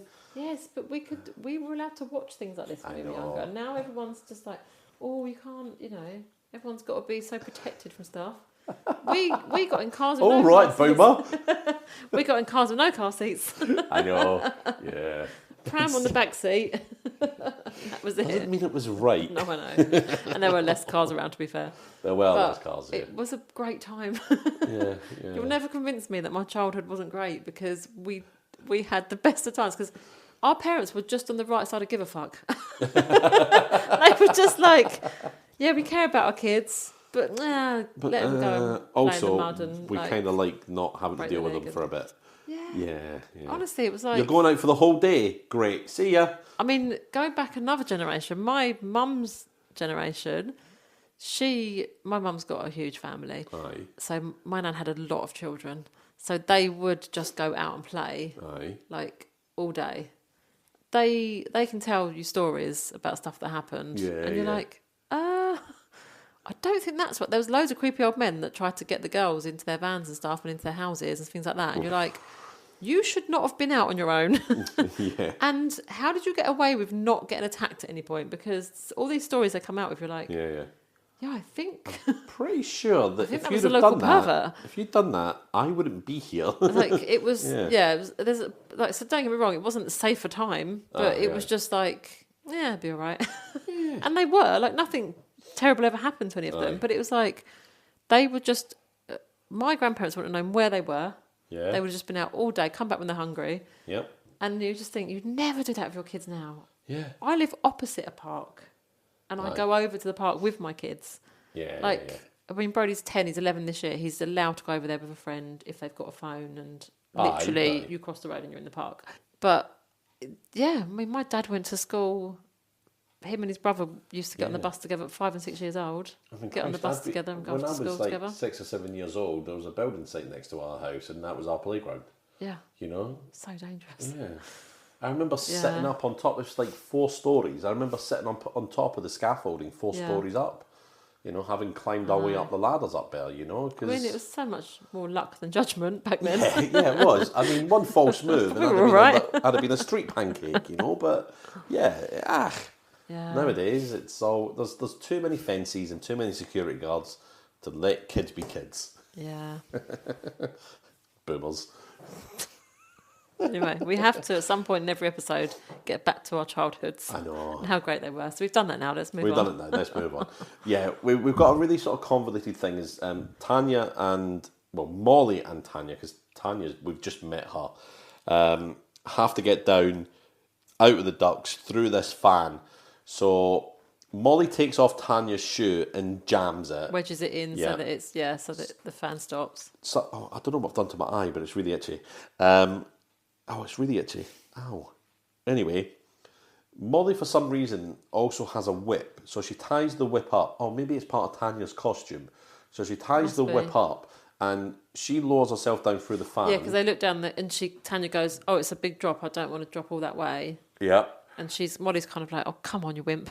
But she's like, and I don't think it's that far, is it? No, but it's not. It's you might break an ankle, I guess, if you dropped that far, but you're not going to die. Especially if you've only got one high heel on, because the other one's stopping the fan. Yeah, and I guess also you don't really want to have a broken ankle if you're running away from a murderous hand, do you? No, that's very true. So, that's very true. I mean, broken ankles versus murderous hands. All the body parts are getting involved here. Yeah. And all of Tanya's body parts do kind of get involved in a moment. Because So Molly drops first, doesn't she? Molly drops first. Tanya's umming and eyeing. I say umming and eyeing, that's a nice way of putting it. Basically, as soon as they put the shoe in, the fan is still moving a little bit, isn't it? So it's kind not of quite wanting to go. stopped completely. And I was thinking, Tanya's going to go down, she's going to get chopped in half, whatever. She might get her head chopped off. Yeah. She might come back as a zombie and be perfect for Nub. Yeah. Etc. But the the whip starts to go around Tanya's neck, and we realise the hand is doing it. Yeah. And the hand pushes her, and she's kind of being hung, she's being choked, and then we see that the hand just pulls the high heel out of the way, and the fan starts going round. The whip gets wrapped around the mechanism and pulls Tanya up into the farm, and it's just like a spray of blood everywhere. Yeah. And that's the end of Tanya. And Mick and Nub turn up just as they see Tanya, and I think I've got one of the lines down. I think I've got it down as a bad line that they say at that point, but they do have obviously something to say about the fact. Oh no, I've actually got it down. I'll be talking about it in this episode. I put it down as a good line, but I was thinking it was a bad line. But I don't know why I put it down as a good line. Other than, anyway, just for the lack of good lines. Yeah. Probably, actually. I needed one, and I thought, this will do. So Tanya's dead. Molly runs away. Now, Anton is then attacked Anton bumps into our lady who was the nun who's hunting the hand down. Yeah. And she sees him and she's like, "Hey, are you Anton?" And he's like, yeah, I am. And she's like, "Oh, I know how to get rid of the hand." And he's like, "Oh, great. Yeah. We need you to do it." And she's like, "You've got to kill the host." And she tries to kill him and they fight, etc., etc. But then it's pointed out that he's actually chopped the hand off. Yeah. And it's like, right. Why did you chop it off? Now it's free, blah, blah, blah. And he was like, well, it was the best. Well, you try living with a murderous hand. Exactly. It was the best idea he had at the time, Yeah. Quite right. I'm on Team Anton with that and one. And also, probably the thought process was, if I cut off the blood supply to this, it will just die. Yeah. I mean, how was he to know? Which would make sense. Yeah. How was he to know it would carry on? We know from Crank that does, and body parts, that you can keep body parts alive when they're chopped off. And Evil Dead 2. We know from Evil Dead 2 that hands stay as well. Yeah. So I wonder. I've learned nothing. I don't know, but Evil Dead 2 isn't a bad movie, so it can't be part of the body parts. But hold going on. When was this movie? 1999. When was Body Parts? 1991. Oh, so that they should have learnt from that. They can't have learnt from Crank because Crank wasn't made yet. Yeah. But they could have learnt from Body Parts. They could have absolutely learnt from Body Parts. Absolutely could have. Now, so they go running through the school. They find Molly tied to a car, being cranked up to a roof to be crushed in the car. Yeah, and we've got no idea how she got there. No. She's just there. Okay? Yeah. So she's being cranked up to a roof. The hand is now using a hand puppet to make it look a bit creepy for some strange reason. And there's a little bit of a wrestle with the hand. the hand attacks, and all the while, right, they can't pull this lever down. So the hand is sort of fighting. The lever can't go down. They find a bong made out of a car's exhaust pipe, and they decide to smoke some weed to get straight to give them power. And they fight the hand better because they smoke some weed. Yeah. Don't ask. This was the idea. So this is the alternative ending that was used as the real ending of the movie. This was basically the finalized movie didn't do very well in test audiences. Yeah. So the producers basically said the test audiences said they wanted more comedy and they wanted weed to save the day. Yeah. So that's why they decided that if they smoke some weed, they'll get more power and they can fight the hand better. Yeah. Yeah. Very, very poor decision. It's just a dreadful idea. We have watched the original ending. Yes. Which is awful. So maybe we'll talk about that on the Patreon bad bits. Yeah, the bad bits. I mean, this is the good ending, but it's also terrible. So they fight the hand, they throw the hand off. As they throw the hand, your lady with the knife comes in, throws a dagger, stabs it through the hand, and actually stabs into Mixed chest. Yeah. And the hand just kind of explodes and pops. And I thought, oh, wait a second, is this what's going to happen? Has the hand kind of, is it going to possess Seth and his full body? Yeah. But no, it wasn't. It was all fine. Disappears. Yep. They stop that happening. They take the knife. They cut Molly free. But Anton is standing underneath the car lift. Yeah. And the car lift gives way and just crashes down on top of Anton. And we think, oh, he's dead. Now, a white light appears in the sky. Mick and Nub ascend to heaven. And they're like, are you coming with us, Anton? Yeah. And then they carry on walking up. But then, we cut to a hospital several months later, or a bit of time later. Let's say several months. I don't know. It's not several months. It's a little bit of time later.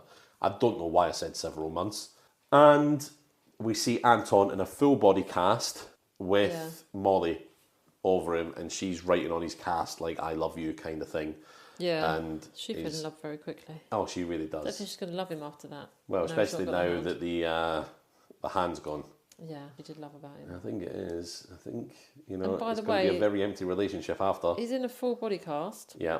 They just leave, where his hand's missing, they just leave a hole there. Yeah. They don't bandage that up, which is weird. I'm pretty sure that sort of thing would be fully enclosed. Yeah. While it heals. It would be, wouldn't it? I imagine. Especially with something like a cast, because if you've got a piece that's open, dirt and dust can get in there. Things get in. You've got a wound, especially if you've got an amputated arm. You're definitely talking infection. And that would be, and also because he's chopped his own hand off and that's not been seen by a doctor. They'd have to do surgery on that, surely. Yeah, I mean, they'd probably have to chop more off to tidy up what he'd done to it, all the running around. Because all he's got over that chopped off stump is a plastic bag. Yeah. So there's all sorts of nasty things going on under there. Yeah. I hate to think. But Mick and Nub turn up because they're like angels now. And they're like, oh, hey, yeah, we're having a great time in heaven, blah, blah, blah, blah. We're your guardian angels now or whatever. And then they go back into heaven. And then, they go back through the portal up to heaven. And then Anton sees above his bed in UV light, I'm under the bed. And he starts freaking out. And as Mick and Nub are walking away, because for some reason, even though they go through a portal back to heaven, they're still walking through the hospital. Yeah, that doesn't make any sense, does it? Absolutely no sense at all. And they say, should we tell him that we wrote that up there as a joke? Anyway. And then that's the end of the movie. And that's it. And it was a mess, wasn't it? It really was a mess. It wasn't my favourite movie. No. I didn't... Out of all of our categories as well, I found it really hard finding good bits to write about the categories. There were good bits in the film, and I think we've certainly got some wild cards, and we've probably mentioned some of the wild cards as well, at least certainly some of the things I would want to talk about. Yeah. But otherwise... Yeah, we didn't have the best... There was a couple of cards that say music. There was no good music. There was terrible music. I say that. Have you got I did music? put something down for music because although I'm not a massive fan of The Offspring, I thought You're impressed though with I that. thought it was really great that they were there. Yeah, I'm not gonna lie, that seeing like The Offspring doing the music and that, and you were like, God, this song's awful, and I was like, that is I Want to Be Sedated by the Ramones, Emma. It is not awful. It was awful when they performed it. Yeah, and then so they did they did I Want to Be Sedated by the Ramones, and then they did one of their own songs. I can't remember what it was called. Wasn't one of the most popular songs. Yeah. But they did that as well. And it was like, oh yeah, that was quite fun to see the Offspring doing that, and then them to be involved in having the singer's head ripped off, or well, Yeah. top of his head being scalped is what I'm looking for. So seeing that, but otherwise, yeah, the rest of the music in the film was your typical 1999 pop punk, Yeah. and not even particularly wasn't good. well known. There was a lot of Rob Zombie, for anyone that knows Rob Zombie stuff. Yeah. Actually, Rob Zombie's a movie director as well. Like, I can't remember what movies he's done. He did the remake of The Hills Have Eyes and things like that. Okay. Rob Zombie, I'm pretty sure there will probably end up being a Rob Zombie movie Yeah. in one of our episodes at one point. So yeah, but otherwise, yeah, the rest of the music in the film was awful. Yeah. Really awful. Nothing to write home about, was it? No. So music, one good thing from me, and we kind of covered over the fact that they were there. Location, again, I didn't have anything for I that. didn't have anything as a good location. Yeah. I mean, there were a few different locations because you had the Yeah. dance. A lot of it was set in his house, though, wasn't it? Yes. A lot of it was in the house, and then you kind of had the dance, and that was the main two locations. And Yeah, so I mean, not really. the only place I could maybe bring in a location, but I think it was actually more because of what happened in the location rather than the actual location itself. But it was when he was in the fast food place. Yes. Like, I can't remember what it was called, but it was like a safari fast food, and they've got the kind of safari outfits on. But it was the bits where the hand's trying to kill people there. Yeah, and failing. But so it's not really That's the not location. really the location, that's the scene, isn't it? Yeah. So I wouldn't say even then the different locations that brought in seemed to really No. think, oh, that's clever, or they've done something clever with the location. You know, none of that. So yeah, location definitely out. Music, really quick one to cover over there, I think, as well. Right, what about props? Because I didn't actually write anything down for props. Okay, so I Go on. don't Don't know why I said go on. know, I've got quite a lot in bad. I'm challenging but I don't know you. whether some of these are quite good. The two left ears, so they find two left ears Oh, and then go, yeah. it must be the twins. That's like, could it not just be two left ears of two different people? No, but I think the reason that is and these left ears came out of a bag of like chips or something, didn't it? Or pretzels or something like that. Yeah, they did. And to be fair, they looked like salted pretzels, but just in ear shape, and they were fine. But yeah, I think in one of the news articles that the twins were found with their left ears cut off or something like that. Yeah, but it was that just made me laugh. Yeah, The yeah. two ears, and then I quite liked. We haven't talked about this, but at one point I can't remember where it is in the movie, where the hand finds one of those electric pencil sharpeners and just sharpens its nails. Oh yes, in the school. like, yeah. So that That's it's got right. nice, sharp, pointy nails Yeah. to scratch people and dig in. So it's almost got like claws, isn't it? Because they're really pointy. And then, I had a few down for bad props. But actually, looking at it again, I'm thinking the hand puppets. Because at one point the hands were in hand puppets, and I just thought, actually, that could be quite funny. Yes. This movie wasn't hitting it with the Yeah. comedy for me, but there's things that they could have made really It could have been funny. so much more. Yeah. The one thing they did with the hand puppet that actually I think was just on the edge of funny Yeah. was the hand puppet that they used was quite mean looking, Yeah. right? And quite creepy looking as well, right? So it was quite mean looking.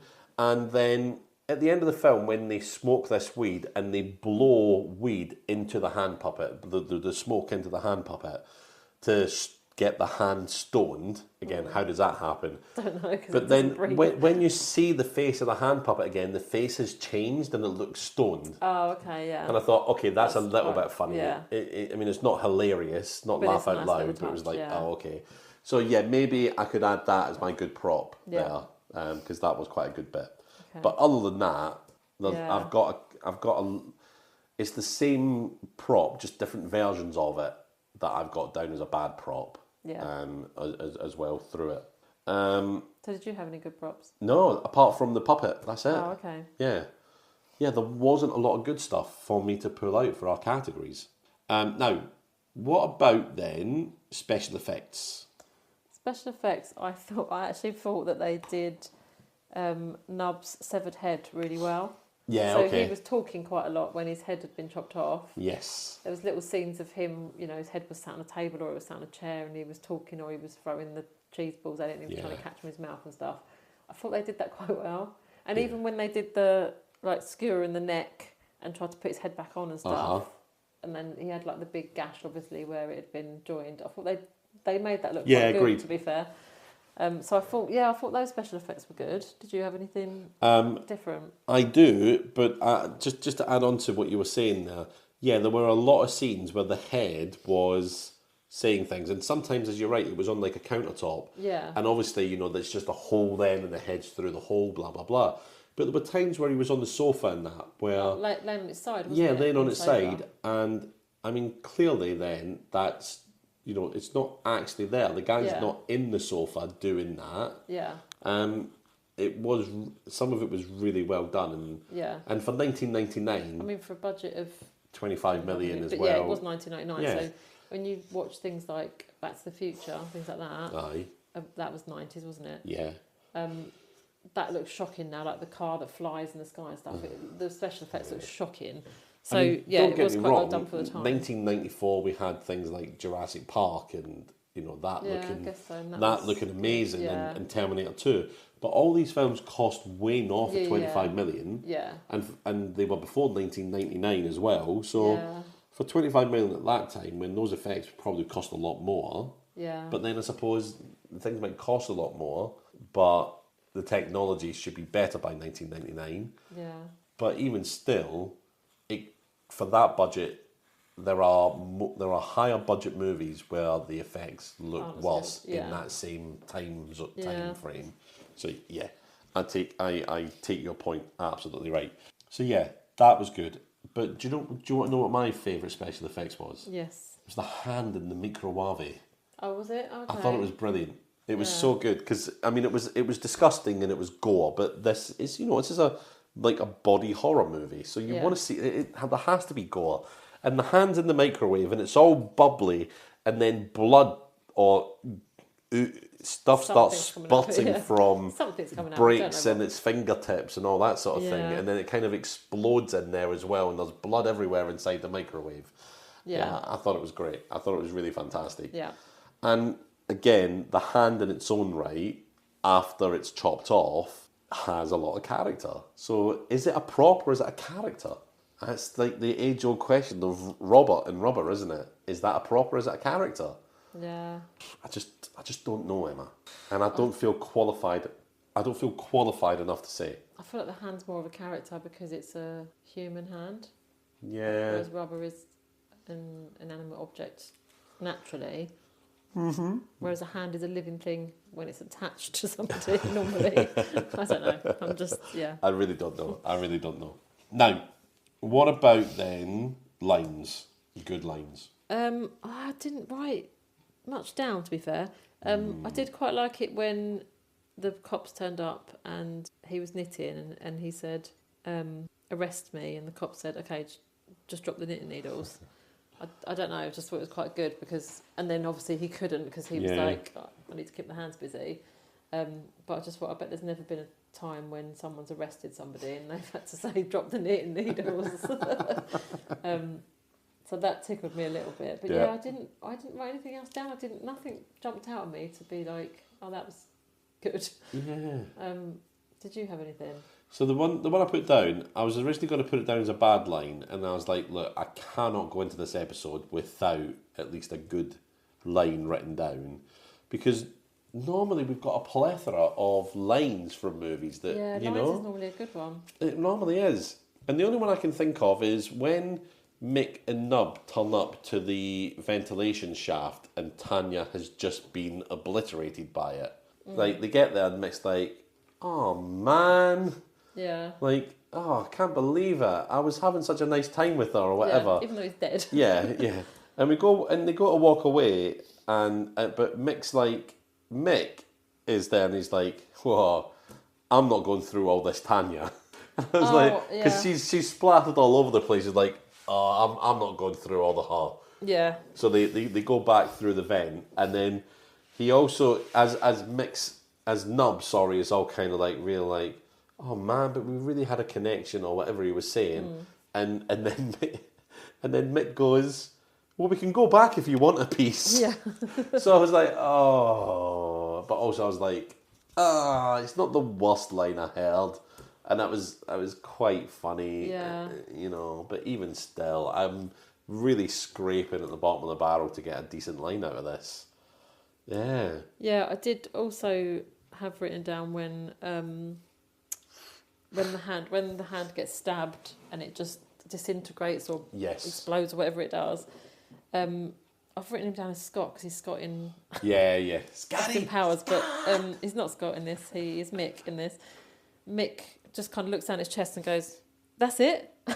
Yeah, and it's like, yeah, that was exactly what the audience is sitting there thinking. Literally, that's all it took. To get this murderous hand that's been going on a killing spree for all this time, and you couldn't kill it. So at least the movie's self-aware about. Yeah, that's it. What an anticlimax. All you had to do was just throw that blade at it, and it would. Yeah. But that's, I think, because of this being the alternative ending. Obviously, they're like, it's nowhere near.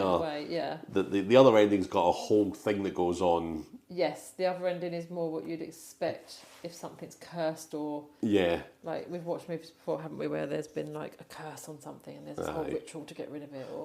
Or in some ghost movies, as we know, to get rid of evil spirits, you just hang some bells up and write in a notebook. Oh my God, there's a flashback to episode 1, just hang up some bells. Now, what about some wild cards? I quite liked a couple of the deaths. So I put deaths in as a wild card. So I liked it when he killed Nub. So what happens is Nub's going up the stairs. There's a circular saw blade and that gets thrown, and it slices through his neck, and then you get a couple of seconds, and then his head just kind of slides off his neck. Oh, I thought it was more of like it pops off backwards, doesn't it? I thought it slid off. No, you kind of see like the slice, and then it just goes whoop, or maybe just a slide backwards, and I'm just imagining. I think it just slides off. Okay. And then so it slides off, and it rolls down and lands at Anton's feet. And then Nub just goes, cool. The head goes. I just quite liked it as a death. I thought that was quite good. And then I also quite liked the knitting needle through the cop's head from ear to ear, literally through one ear out the other ear. That was quite good as well. That was good. There were, to give it its due, there were a couple of good deaths in it. I liked, that we didn't talk about this as well, but the one death that I liked, I mean, it's one of those scenes that kind of makes your skin crawl as well, but and it was also a scene that really wasn't needed, right? Yeah. But I liked the death to a degree, and also made me kind of feel a little bit, oh God, but. So the principal of the school is in his office, and there's a whole thing where his card is getting declined and he's on the phone. But then he goes, oh no, you're... And again, this is just like, this isn't funny. Why even bother? Right? Yeah. Why even bother with this? But then there's a whole thing where it's like, oh, my card's getting declined, but my card should be fine. And he goes, oh, you've got the numbers round the wrong way, and he tells him the right numbers, but he's on the phone to a sex line, right? Yeah. And he's saying away, he's like, oh, blah, blah, blah. Yeah, you've been a naughty ghetto. I'm going to bend you over, hit you with my ruler, etc., etc. And then the hand starts crawling up his leg. And I was thinking to myself, how is he not noticing the hand crawling up his leg? But then he's like, you're so good at this. It's almost like I can feel you. Yeah. And then the hand is like on his bits. Yeah. And he's like, oh, actually, I can feel you. And then it's like, crunch. and Yeah. it's death. And the whole scene was pointless. You could have just got rid of it. But I like the death. I like the... How did he die though? Just by him grabbing his bits? Well, I mean, and then I imagine he's done that. He's ripped things off. It's then done what the hand does and killed him. Like, how did it make that blood explode in the car with a couple that were getting it on as well? What did it do? How did it do under the bed in the first place? Exactly. You know, was Anton asleep and got dragged under the bed and killed his mum while he was under the bed? Done it in his sleep, yeah. Or was that when the hand entered the house and became part with Anton? Who knows? I really have no idea. But yes, some of the deaths were really good. I mean, you said that I think you had the two best deaths. I think also because that's what was lacking in body parts. Yes. So I think this movie we're like, we've actually got this hand is a murderous hand. Yeah. We've actually got some deaths. And it's actually doing it. Yeah. Whereas in body parts, it was like, the deaths had already happened. I might strangle you. Oh no. Yeah. Well, I'll throw you out of a window, but you'll survive. It's just like, Yeah. All right. Do you have any other wild cards? No, do you? No, I don't actually. Yeah, I think we're going to have to rate it. So I always do this. I always say, Emma, what are you going to give it out of 5? You go first. I'm going to go first, and I'm going to give it probably 1.5 fingers out of 5. That's exactly what I was going to give it. 1.5, yeah. And I think for whatever it was I said earlier, I thought, they're going to do this, and they didn't. That's why I'm going to take that half point off. Mine's not getting 2 points. I've forgotten what it was already. It will come back to me in a minute, but my mind is gone. It's a movie that could have been really funny. Yeah. With the right writers, with the right director, and even with the right cast, it could have been funny. But Seth Green, I think if you watch Austin Powers again after watching this movie, you'll think, that's just Seth Green being Seth Green. Yeah. It's only because it's Scott, isn't it? the writing in Austin Powers is better than the writing in this movie, or the comedy stuff in Austin Powers is better, is that character works. But when that character has got absolutely nothing remotely funny to say, because like they even subvert the stoner character, because it's like, Scott should be lazy, boring, but he's like, I'll just shoot him now, Dad. Let's just kill him. Let's just there's so much more to it. But yeah, with this one, it's like, yeah, no, you can't just be this character. I thought there's more meat to the characters in I keep wanting to say Dr. Evil in Austin Powers, because Scott he's a teenager with all this angst about his dad, and there's like therapy scene in Austin Powers 2. Oh yeah. But do you know what I mean? He's like actually thought about the characters a bit more, and they're a bit more padded out, whereas this was just, you're just a stoner, and that's it. There was no background, there was no like with Scott, you've got the background of he was abandoned by his father, who's an evil villain, and then like you say, you've got the therapy scene where I've been left, I didn't know my dad growing up, and blah blah. There's all of that backstory to it, so you can't have a character that you're warm to without a backstory. There really is nothing quite like a Sean Scrotum. Sorry, you can't. But you can't warm to a character without some sort of background and history and knowing a little bit about them. And these characters are so like two-dimensional. They're just like, you are a stoner. Yeah. That's it. That's all the information you get. Yeah, and what really gets me as well is one of the trivia points, and I read this out to you the other night, right? But this is quite a big trivia point, but. And I'll read this out for everyone, I'll go through it quite quick. But in September 2007, Seth Green told the Onion AV Club about the experience of filming Idle Hands. The best thing about that movie was that everybody working on it had a different mission statement. We all thought we were making a different movie. Me and the boys, the other actors, Devon and Eldon, Anton and Nub, we were convinced we were making a high drama with some comedic elements, and we tried to make our relationship as lifelong best friends believable. I'm sorry, if you watched the film that I watched, you would say, Seth, you are lying through your teeth. There's no way that you did anything remotely to make that like a high drama with comedic elements. Yeah. It's impossible. There's no way that went through your head. I'm calling you out, Seth Green. I've got beef with you, Seth Green. I've only ever had beef with one other actor, Tom Cruise. But now it's 2. Tom Cruise and Seth Green are on my shit list. And if you both want to contact us, we will discuss this in Absolutely. person. And we will record you with your permission and make episodes about it with you. But,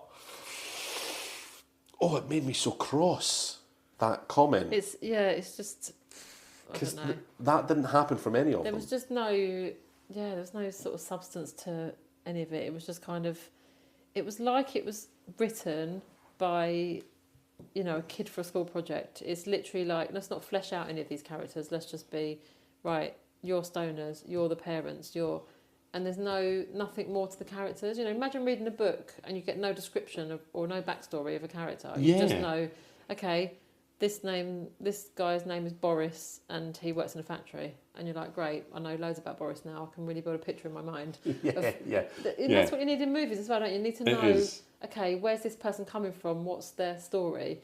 And we didn't get that in this movie. And I feel like that's why the characters were just a bit flat and not... Yeah. You couldn't warm to them, could you? And there was no rapport. There was no kind of like... Between the three of them, there was no... These weren't best buds for life. These weren't three guys that had been best buds growing up. That didn't come across at all. So, yeah. I think I'm with you. I'm going to give it 1.5 because I think it lacked a lot more than it gave. And like you said, there was missed opportunities. They could have made it quite funny. Mm-hmm. And the jokes weren't hitting for me. Yeah. I mean, I want to know who wrote this film, right? I need to find out who wrote this film. This episode is going on quite some time, but who wrote this film and who... Terry Hughes Burton and Ron Milbauer. What else have you written? Alphas, Tucker, A Town Called, Eureka, Warrior Nun, The 100, Hunters. So they've written quite a lot of TV stuff. Stick with TV. Stick with TV. It's clearly your bag. But Idle Hands was pretty bad. Pretty bad. Oh, also wrote the Mighty Morphin Power Rangers movie. Oh no. TV series. Yeah, wrote on the Mighty Morphin Power. And we know how well known the Mighty Morphin Power Rangers are known for their writing prowess. Yeah, of course. Anyway, far be it from me to mop him, because I've never written a film, I've never written a TV show. Why not? But I feel like I should give it a go now. I think you should. I think I should give it a go. I'm gonna watch the Aaron Sorkin masterclass on YouTube or whatever and pay for that, and then I'll write a TV show or film, and we'll make it. That's it. And see if it scores higher on IMDb. In our opinions? Oh, on IMDb. Than Idle Hands. Okay. We just need a $25 million budget. No problem at all. Right. So, definitely can't recommend this film. No, don't waste your time watching it. We've definitely watched this one, so you don't have to. Yeah. 1.5 stars from each of us as well. Which is, we never match on scores. No, we don't. We never match on scores. So, take it from us. This is a poor one. If you're a completist, by all means, watch it. But it's not that much fun. So as always, thank you very much for listening. It's been very lovely to have you with us while we talk about Idle Hands. Yeah. And if you have watched the film, or if you want to commiserate with us, come and comment on the social media posts on Instagram that we have with it as well.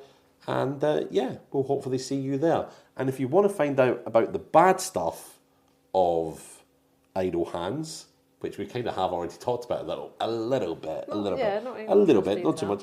But if you want to expand on the bad stuff, come over to the Patreon, and you can help support the podcast, help us rent the movies, help me pay for petrol to come over, and tea bags, and milk that I keep stealing from Emma while I'm here. So it'd be lovely to have you over there, and catch us on flip side. Yeah.